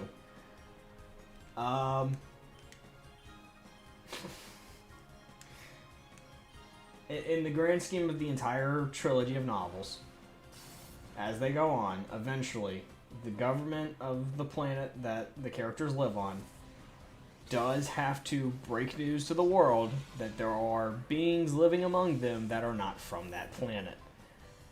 I hate the fact that this book did not reach the shelves prior to 2020. If it had, there would be internet theories a fucking plenty calling me a psychic or a demon. It depresses me so much.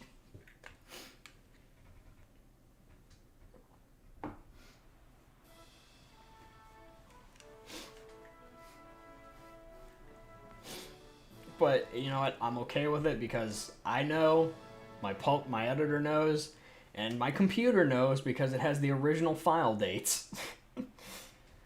I have the emails to prove it. My planet was called Corona before Corona was a thing.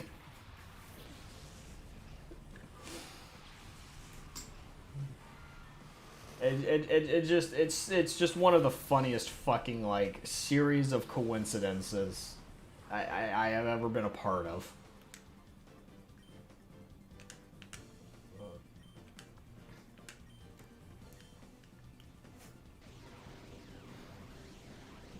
Yeah, no.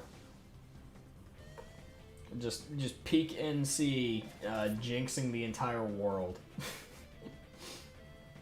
You can ask Zero, like, he knows I'm a jinx. I have this weird ability to say shit and then it just fucking happens. To nobody's betterment, ever. It is a famous moment between me and him. Back in, like, I don't know, it was like the mid-2000s, probably 2008, 2009, give or take.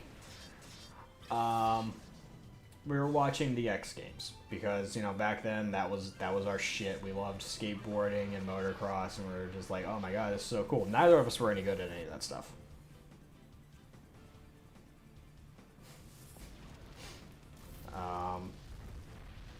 New strand, yeah. Well, even though it was around for centuries, then nobody fucking know anything about it. Doesn't change. It doesn't change anything. But yeah, so circa 2009 X Games. There's an event called Moto X Best Trick, where guys on dirt bikes, you know, perform their best trick, whatever it may be. And they were hyping up this guy that was getting ready to go because he was gonna do a front flip. Now I don't know if you know the physics of doing a front flip on a bike, Let's just say the rotational physics don't actually allow for that action to occur normally. You gotta work for it. So the guy's going up, is like setting up to do this thing. I turn to Zero, just without any fucking hesitation, thought, or like pre-planning, and I just ask him a very simple question. If this guy fucks this up and breaks his neck, do you think they would cut to commercial? Me and him giggle about it. This guy goes up, tries the front flip, lands on his fucking head, breaks his neck, and they cut to commercial.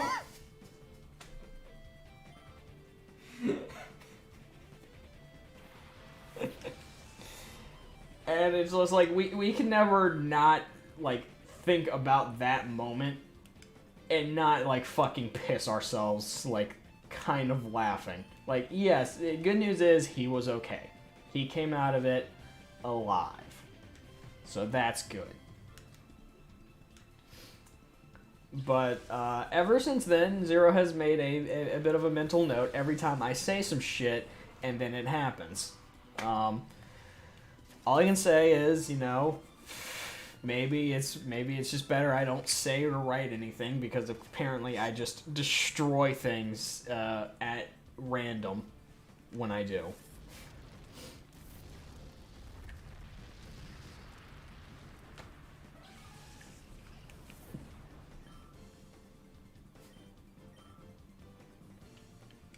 So yeah, you've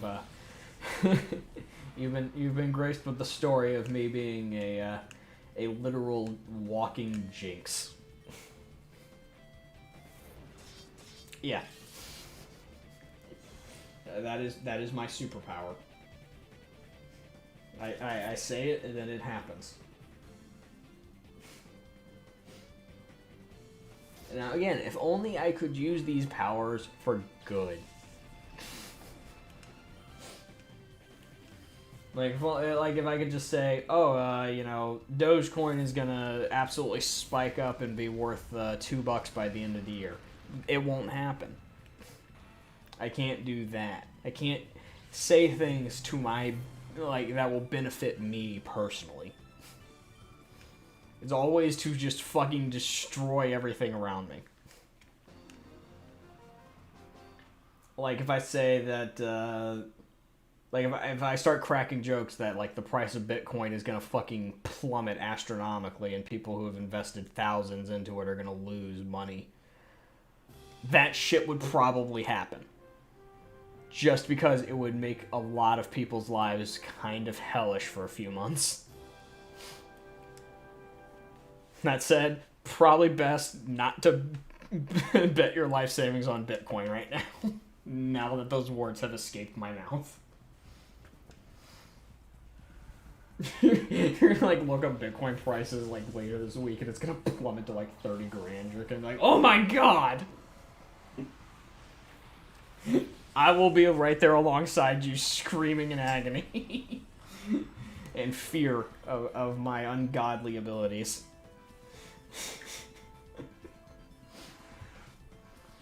Oh, that is a whale lord. That is a whale lord.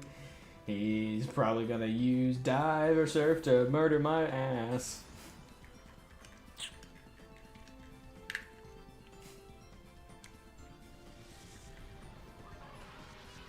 I don't get it. I don't understand how I don't understand how or why the things I do like happen in the way they happen. I don't understand it.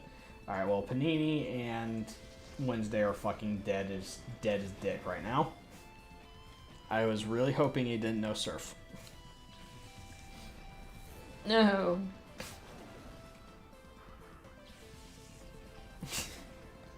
You know, hey, it's Monday. Weird and potentially ominous rants are just part of the show. Yeah. And to think, we started off by just talking about, you literally asked me something about, like, that I was writing a book. You literally just asked me a random question about that. And it spiraled out of control until I was unveiling my power of being able to jinx the world into the brink of destruction by writing shit. Oh my god.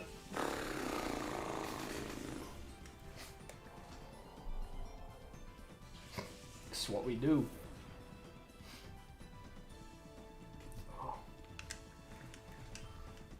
But, you know, since we're on the topic of literature, since we were,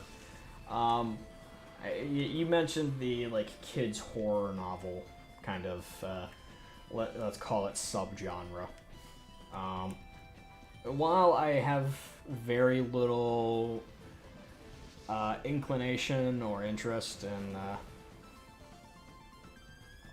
writing books for children, necessarily, I did actually start writing a children's book. There's not a lot to it at this time. There are 2 chapters, and that is because I have to be stricken by inspiration. And when I am, I go ahead and I put pen to paper, because if I don't, it'll never get done. But keeping with the somewhat fantastical themes of my books, and the fact that I've just decided everything, with like 3 exceptions, everything I write is all going to exist within the same universe.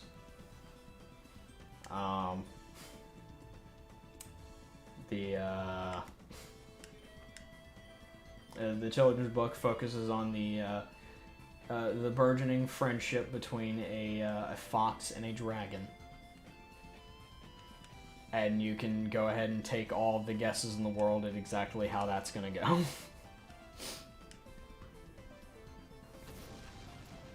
Motherfucker. Everything's dying. My Pokemon are just like getting their absolute shit slapped in right now. It's just been nothing but bad type matching like all fucking day.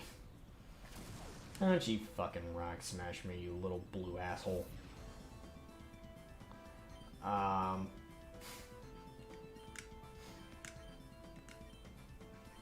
So yeah. I've also got like 2 other books sort of being worked on. I've got one that I actually started writing prior to the entire trilogy that I've actually gotten completely written. Which just should go to tell you that the writing process is not always as straightforward and linear as it should be.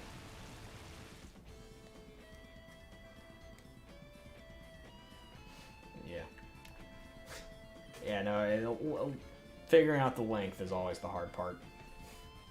So, that's something I'll have to figure out. When I say a children's book, I don't mean like a Dr. Seuss, 20-page little ditty. No, I mean like something you'd have picked up in the library, like in 3rd or 4th grade, that kind of thing. That's the goal.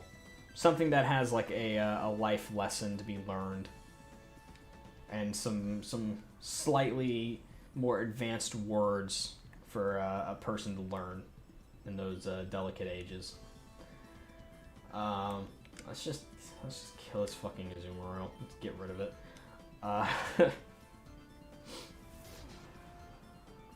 Yeah.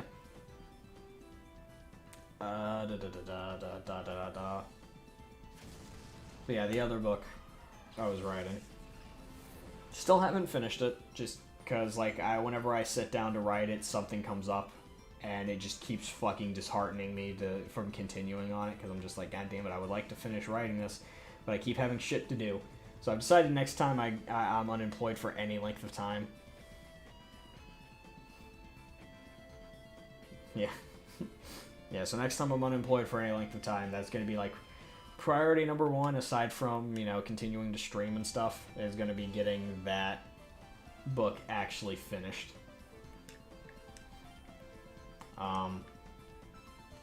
Because it's weird. It takes place, like, I haven't quite ironed out the timeline, but roughly, 500 to 600 years after the events of the first book in the trilogy that I was able to write, and yet it's completely unrelated on most branches. Like there's like one character from the entire trilogy of the first 3 books that has an appearance in the this other novel, and it's literally just that one character that kind of forces them to be linked. So before I think that's the other thing, is before I actually finish writing that book, I want to see like what sort of changes I need to make to the trilogy, so I'm not having to go back and completely scrap the entire thing later on, you know? Like, I can't think of anything major except for this character's complete erasure from existence that would require change, but I don't see that happening. Granted, character, to say a little controversially named and probably a little metaphorically hammer on the head,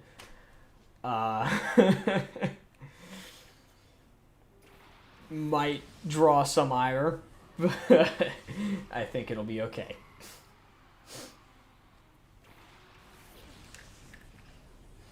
And also, it doesn't help that that novel is based around demons, which more or less are the, like, how do I put this? The entire universe that I've built. And when I say built, I mean built. Like, I have the entire history of this universe, like, swimming through my head. It's just a matter of putting it on paper and then connecting all the dots. Also, my fucking god, can I please stop having to deal with Pokemon that know fucking water attacks? Just one goddamn fight. Please. No more fucking water Pokemon. Jesus fucking Christ. Every fucking person in this goddamn Coliseum has had a fucking water Pokemon. It's really annoying. Yes, I know I could just switch them out and not have to worry about it, but I don't. I don't want to do that. I just want to fucking blast through them because my Pokemon are better. Let me do that. All right, now back on the subject. Whole universe is literally built around the ongoing relations and conflicts between the human race that I have called the Terrestrians, for the fact that, you know, it's just it's such an expansive thing. It's just easier to call them by what they are. They are terrestrial beings. And demons. Thunderbolt. Why were you even using that? Neither of the Pokemon that were on the battlefield a moment ago, you know, could have been hit by that shit. Dumb bitch. But, yeah. So, the whole thing is kind of centered around that ongoing conflict and what results from their interactions. But, to say it is complicated, convoluted, and needlessly complex at some points, eh.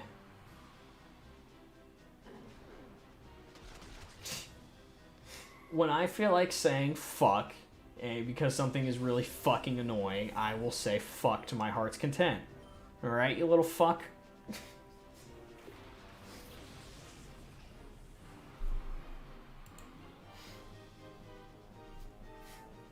Yeah, no. That's how it be sometimes. Sometimes you just gotta say the F word. Doesn't matter what's going on. Sometimes the F word needs to be said.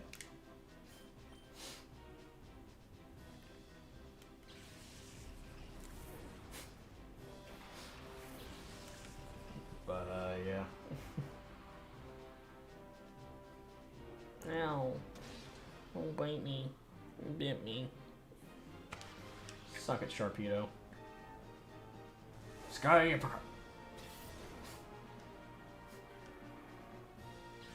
Hadouken.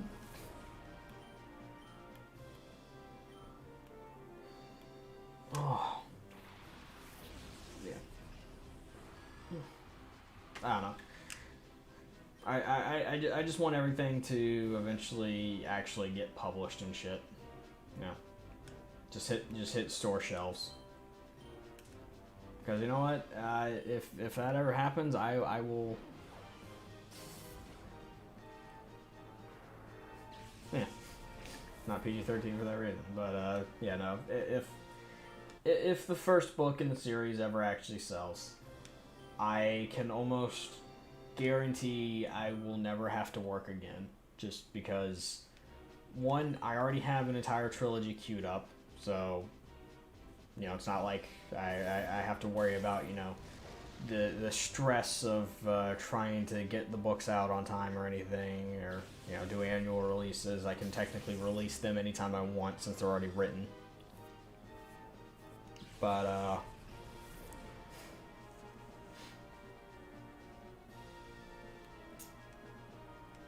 the other thing is,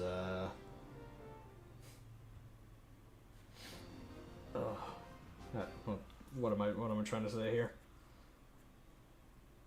I know I can write a book in less than 4 months. That part has been proven to me. When I am on a writing binge, I can crank out a novel faster than most people can get a job. And definitively faster than I could get a job, apparently. So I know I won't be struggling on that front in terms of just having a raw output of shit, you know? But not shit, decent quality stuff. And because of how much thought has gone into this universe over the past basically 13 years, give or take, how much like time, depth, and characters have been created for the sole purpose of just keeping all these thoughts interlinked. I could probably, within a couple of years, rival the unnecessary scope and complexity of like the fucking Marvel cinematic universe, or not the cinematic universe, just the Marvel universe. Maybe not to the same degree with the same wildly bunch of characters that most people are never going to actually care about. But something to that kind of magnitude. And ultimately, I think that's kind of what I see sort of happening with it. Is, yes, it is absolutely going to be a book, and I'm mostly going to do book stuff with it. Because that is the medium I am most comfortable with. But, everyone else. There are just some things that I feel like don't work as well in book form. Just certain storylines that, like, the way they play out in my head are fucking absolutely made for either TV or for a movie. And some of them, honestly, I think would probably do better in like a comic book format, something with visuals, you know? So, ultimately, my goal is to create a multimedia empire off of what is basically just my my weird side hobby, my weird, like, I don't even know how to put it. Delcatty, please don't attack Panini. Do something else. Don't attack Panini. Leave Panini alone. Panini needs to live. Panini needs to level up and evolve so that I can have Flygon and Camerupt on the battlefield. You fucking whore.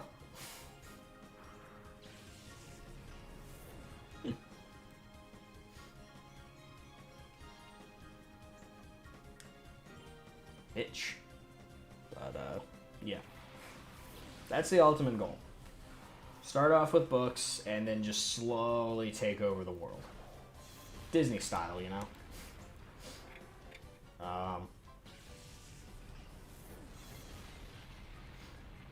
And ultimately, like, admittedly, this is a strange means to an end, but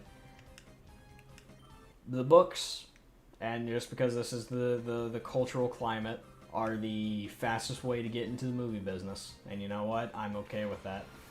That said, if any of my books ever get like a film adaptation greenlit, I am going to be heavily involved in that process, because I have watched way too many people completely fuck up that process.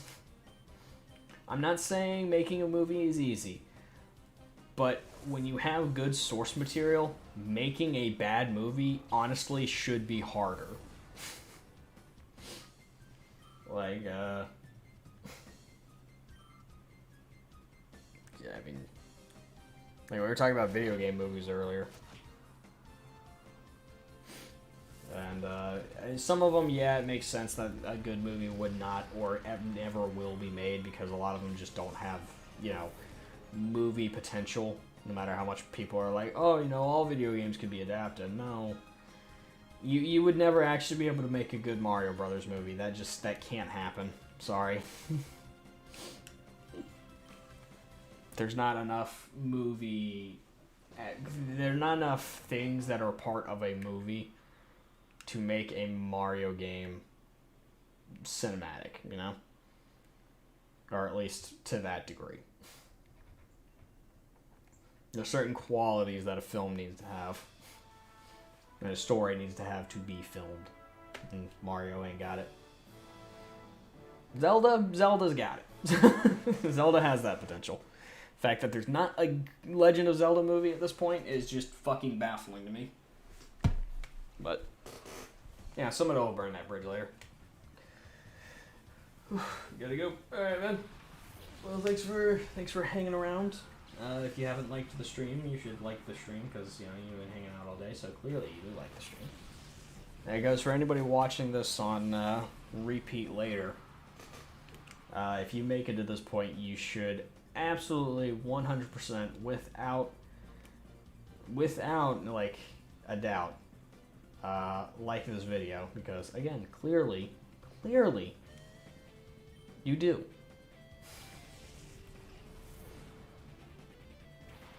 I already made a Mario TV show. Okay, well, here's the thing. You can make a TV show out of Mario, sure. You cannot make a movie out of Mario. It is a different beast. It is a wildly different beast of burden. Some things are adaptable to a TV show medium, some aren't. Some are more adaptable to a movie medium, and some aren't. Like, trying to think of a good example of something that works as a movie but would never fucking work as a TV show.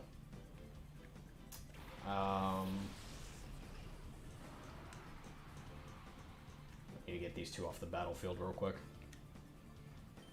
before Dick Bag comes back. God damn it! I'm like searching my brain now, and it's like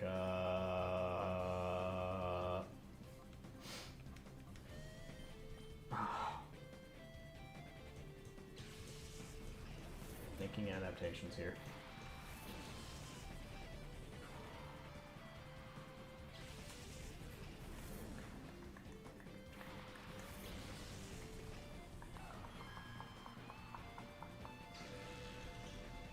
You know, I guess we can go this route. Harry Potter.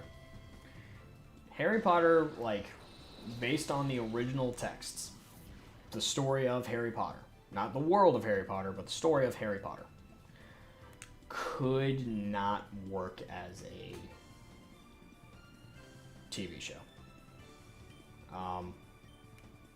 Generally speaking, there just really isn't enough necessary shit to carry a multi-episode TV show with like an entire season. Like maybe you could do like a 6-episode season, but it wouldn't work to the same degree.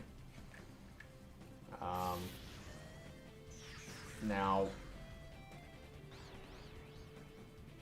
trying to think of something that works as a TV show, probably wouldn't work as a movie. not good. I don't watch a lot of adaptation TV shows. You know, that's the issue. I'm a little dry on that front in terms of my knowledge base.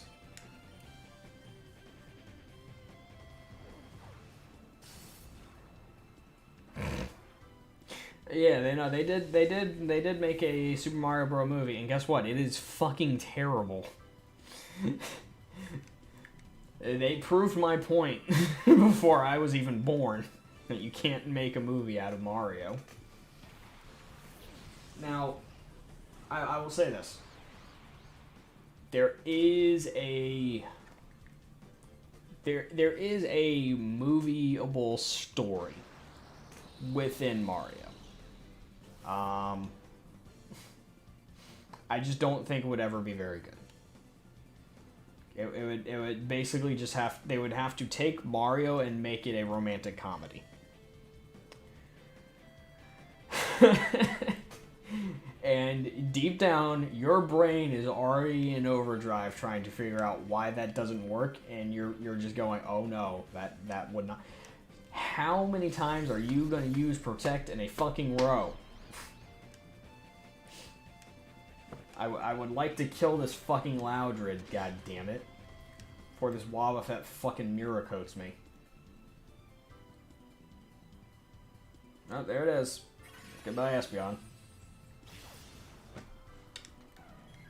I fucking hate Wobbuffet so much. I hate everything about him. That's fine. That's fine. You wanna keep using Earthquake over there, Loudred? Or Protect over there? You're fine. Fine. Here. Here's your prize. Here's what you get. Oh. But yeah. I don't know. You could maybe make a romantic comedy out of Mario. I could maybe see that.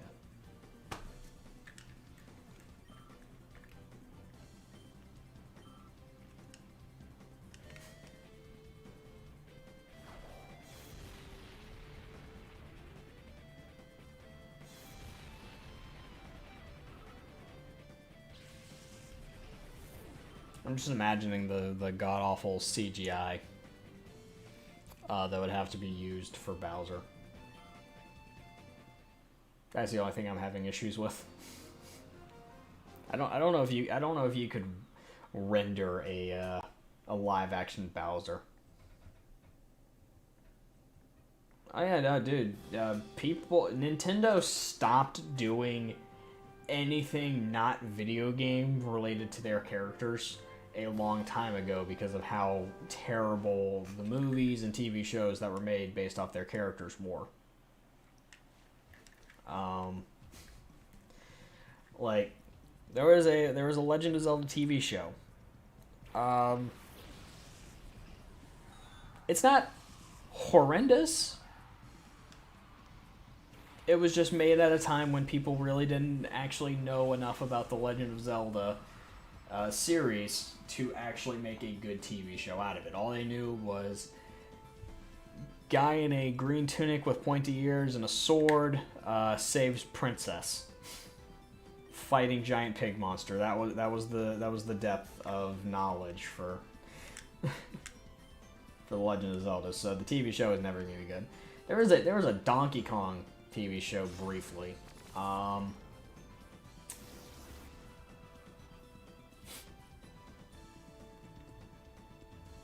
won't say it was awful. But you know, the years were definitely not kind to that show by any fucking means. It was not a good period of time.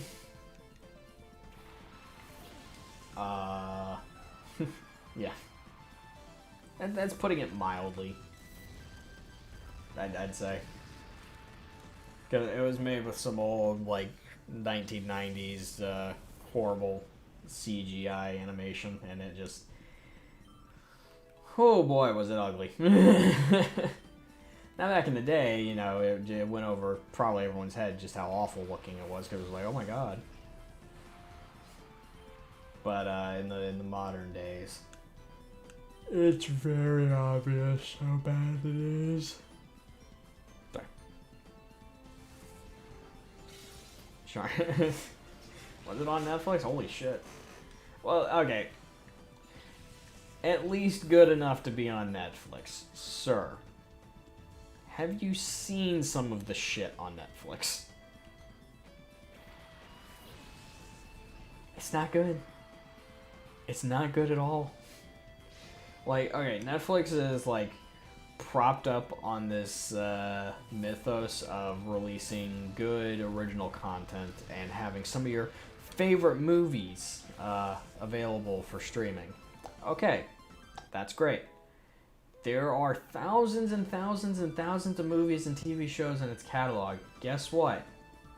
Just because there are a couple hundred good ones does not speak to the sheer volume of garbage that lay behind all of those.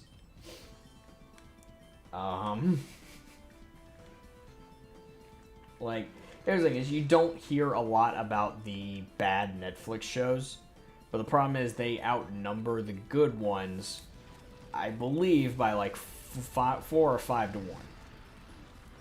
1. Same with the movies. But Netflix makes so much fucking money off of subscriptions that it doesn't care.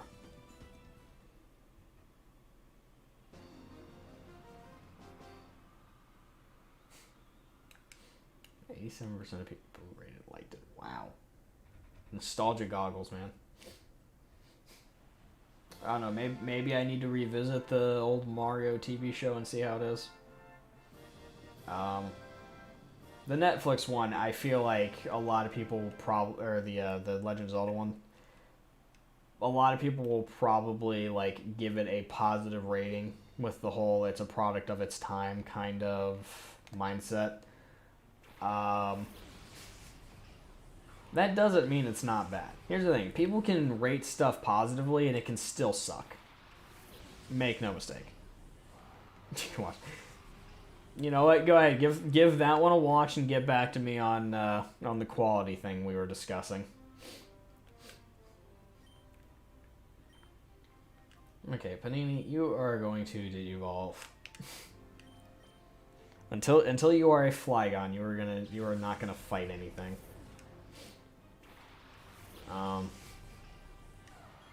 Because that's the thing. People rating things is a good indicator of the quality of something. That said, it's not always the case. All right.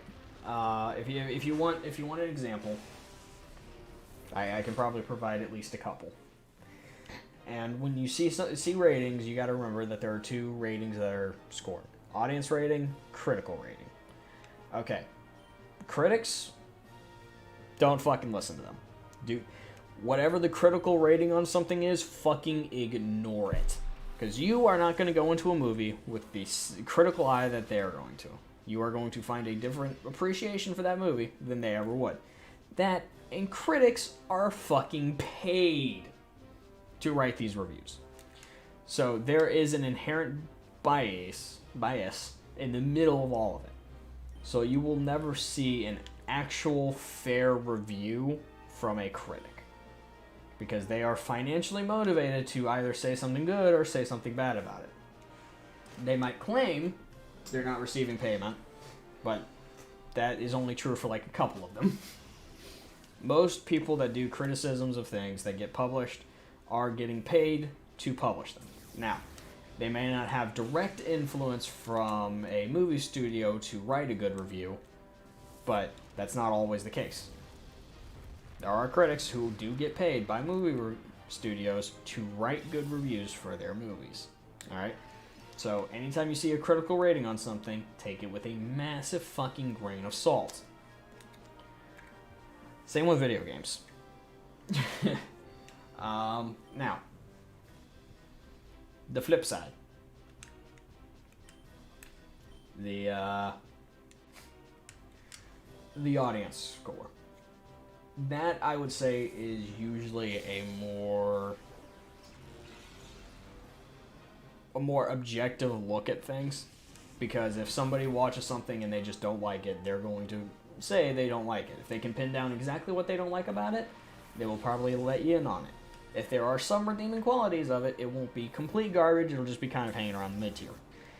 Now, when it comes to anything with a fandom, you can no longer trust the reviews. Because a fan of something will fall into one of two categories. It doesn't live up to their expectations, so it's complete garbage. Alternatively,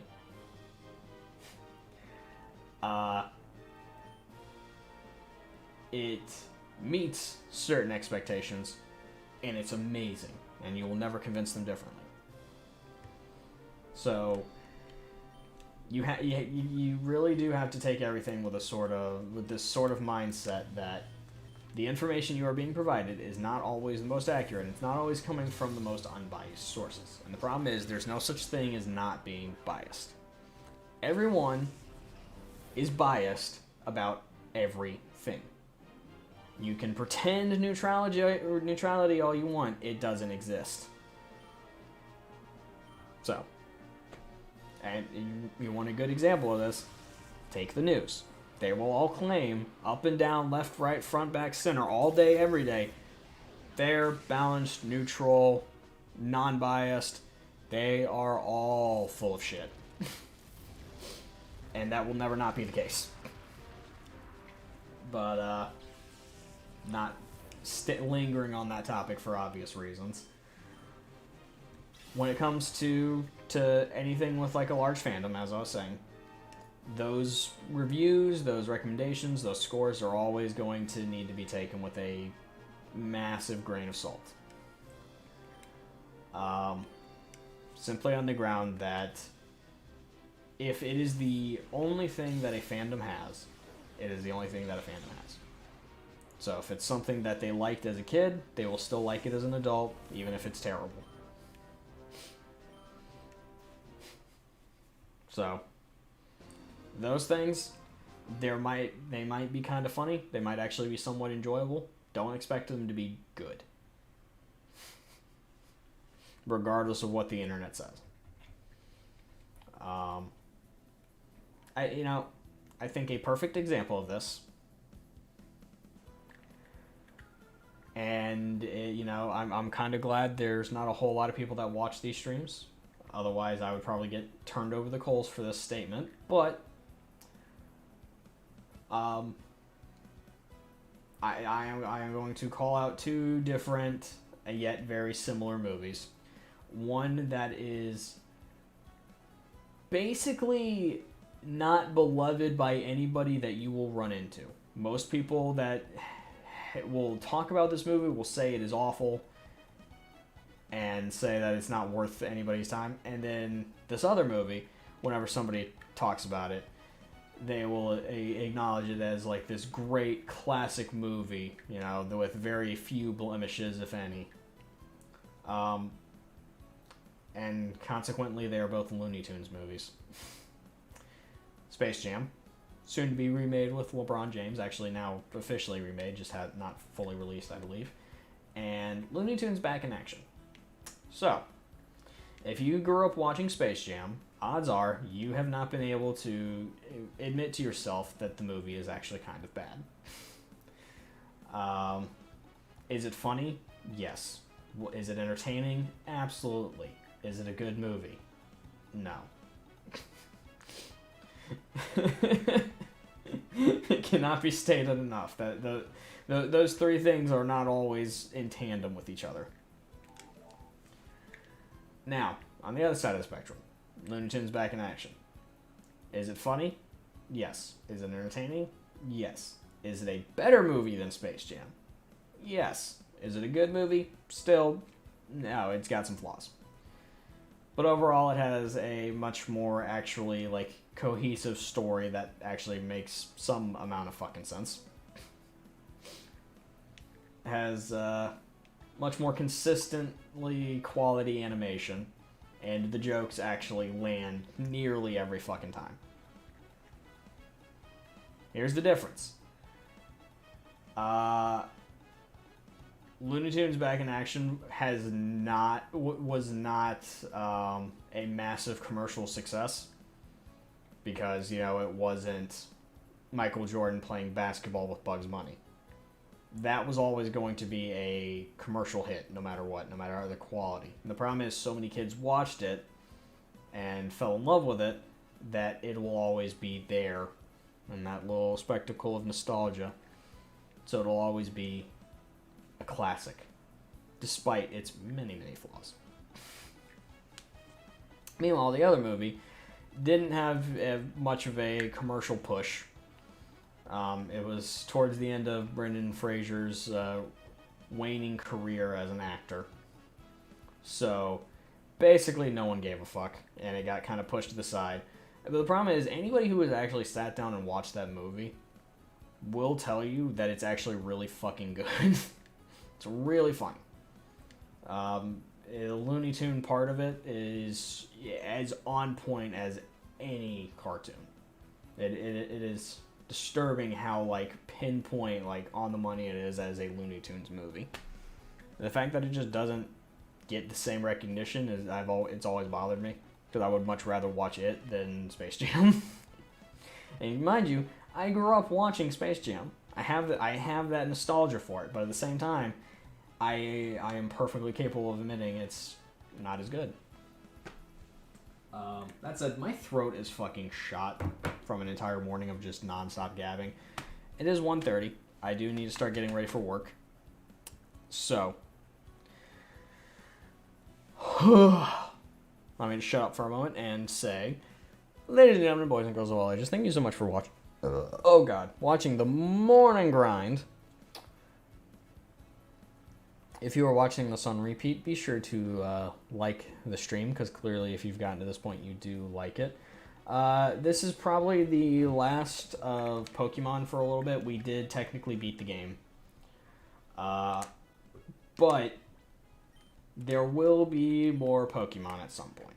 So I will probably pick this back up at a later date and just kind of keep playing it. Ultimately, the goal is to have everything. I want to catch all the Shadow Pokemon. I want to be the very best, like no one ever was. But we're gonna take a break from this and play some other games for the next few weeks at the very least. Oh. But yeah. Tune in Wednesday for some Mario Kart. If you've got a Nintendo Switch, you're absolutely welcome to join us for the tournament. And since I don't have work, we'll probably just be playing that for a pretty good amount of time that day. But we'll get to that on Wednesday. For now, though, I have been your Lord and Gamer NC, and I will see you all next time. Have a good Monday.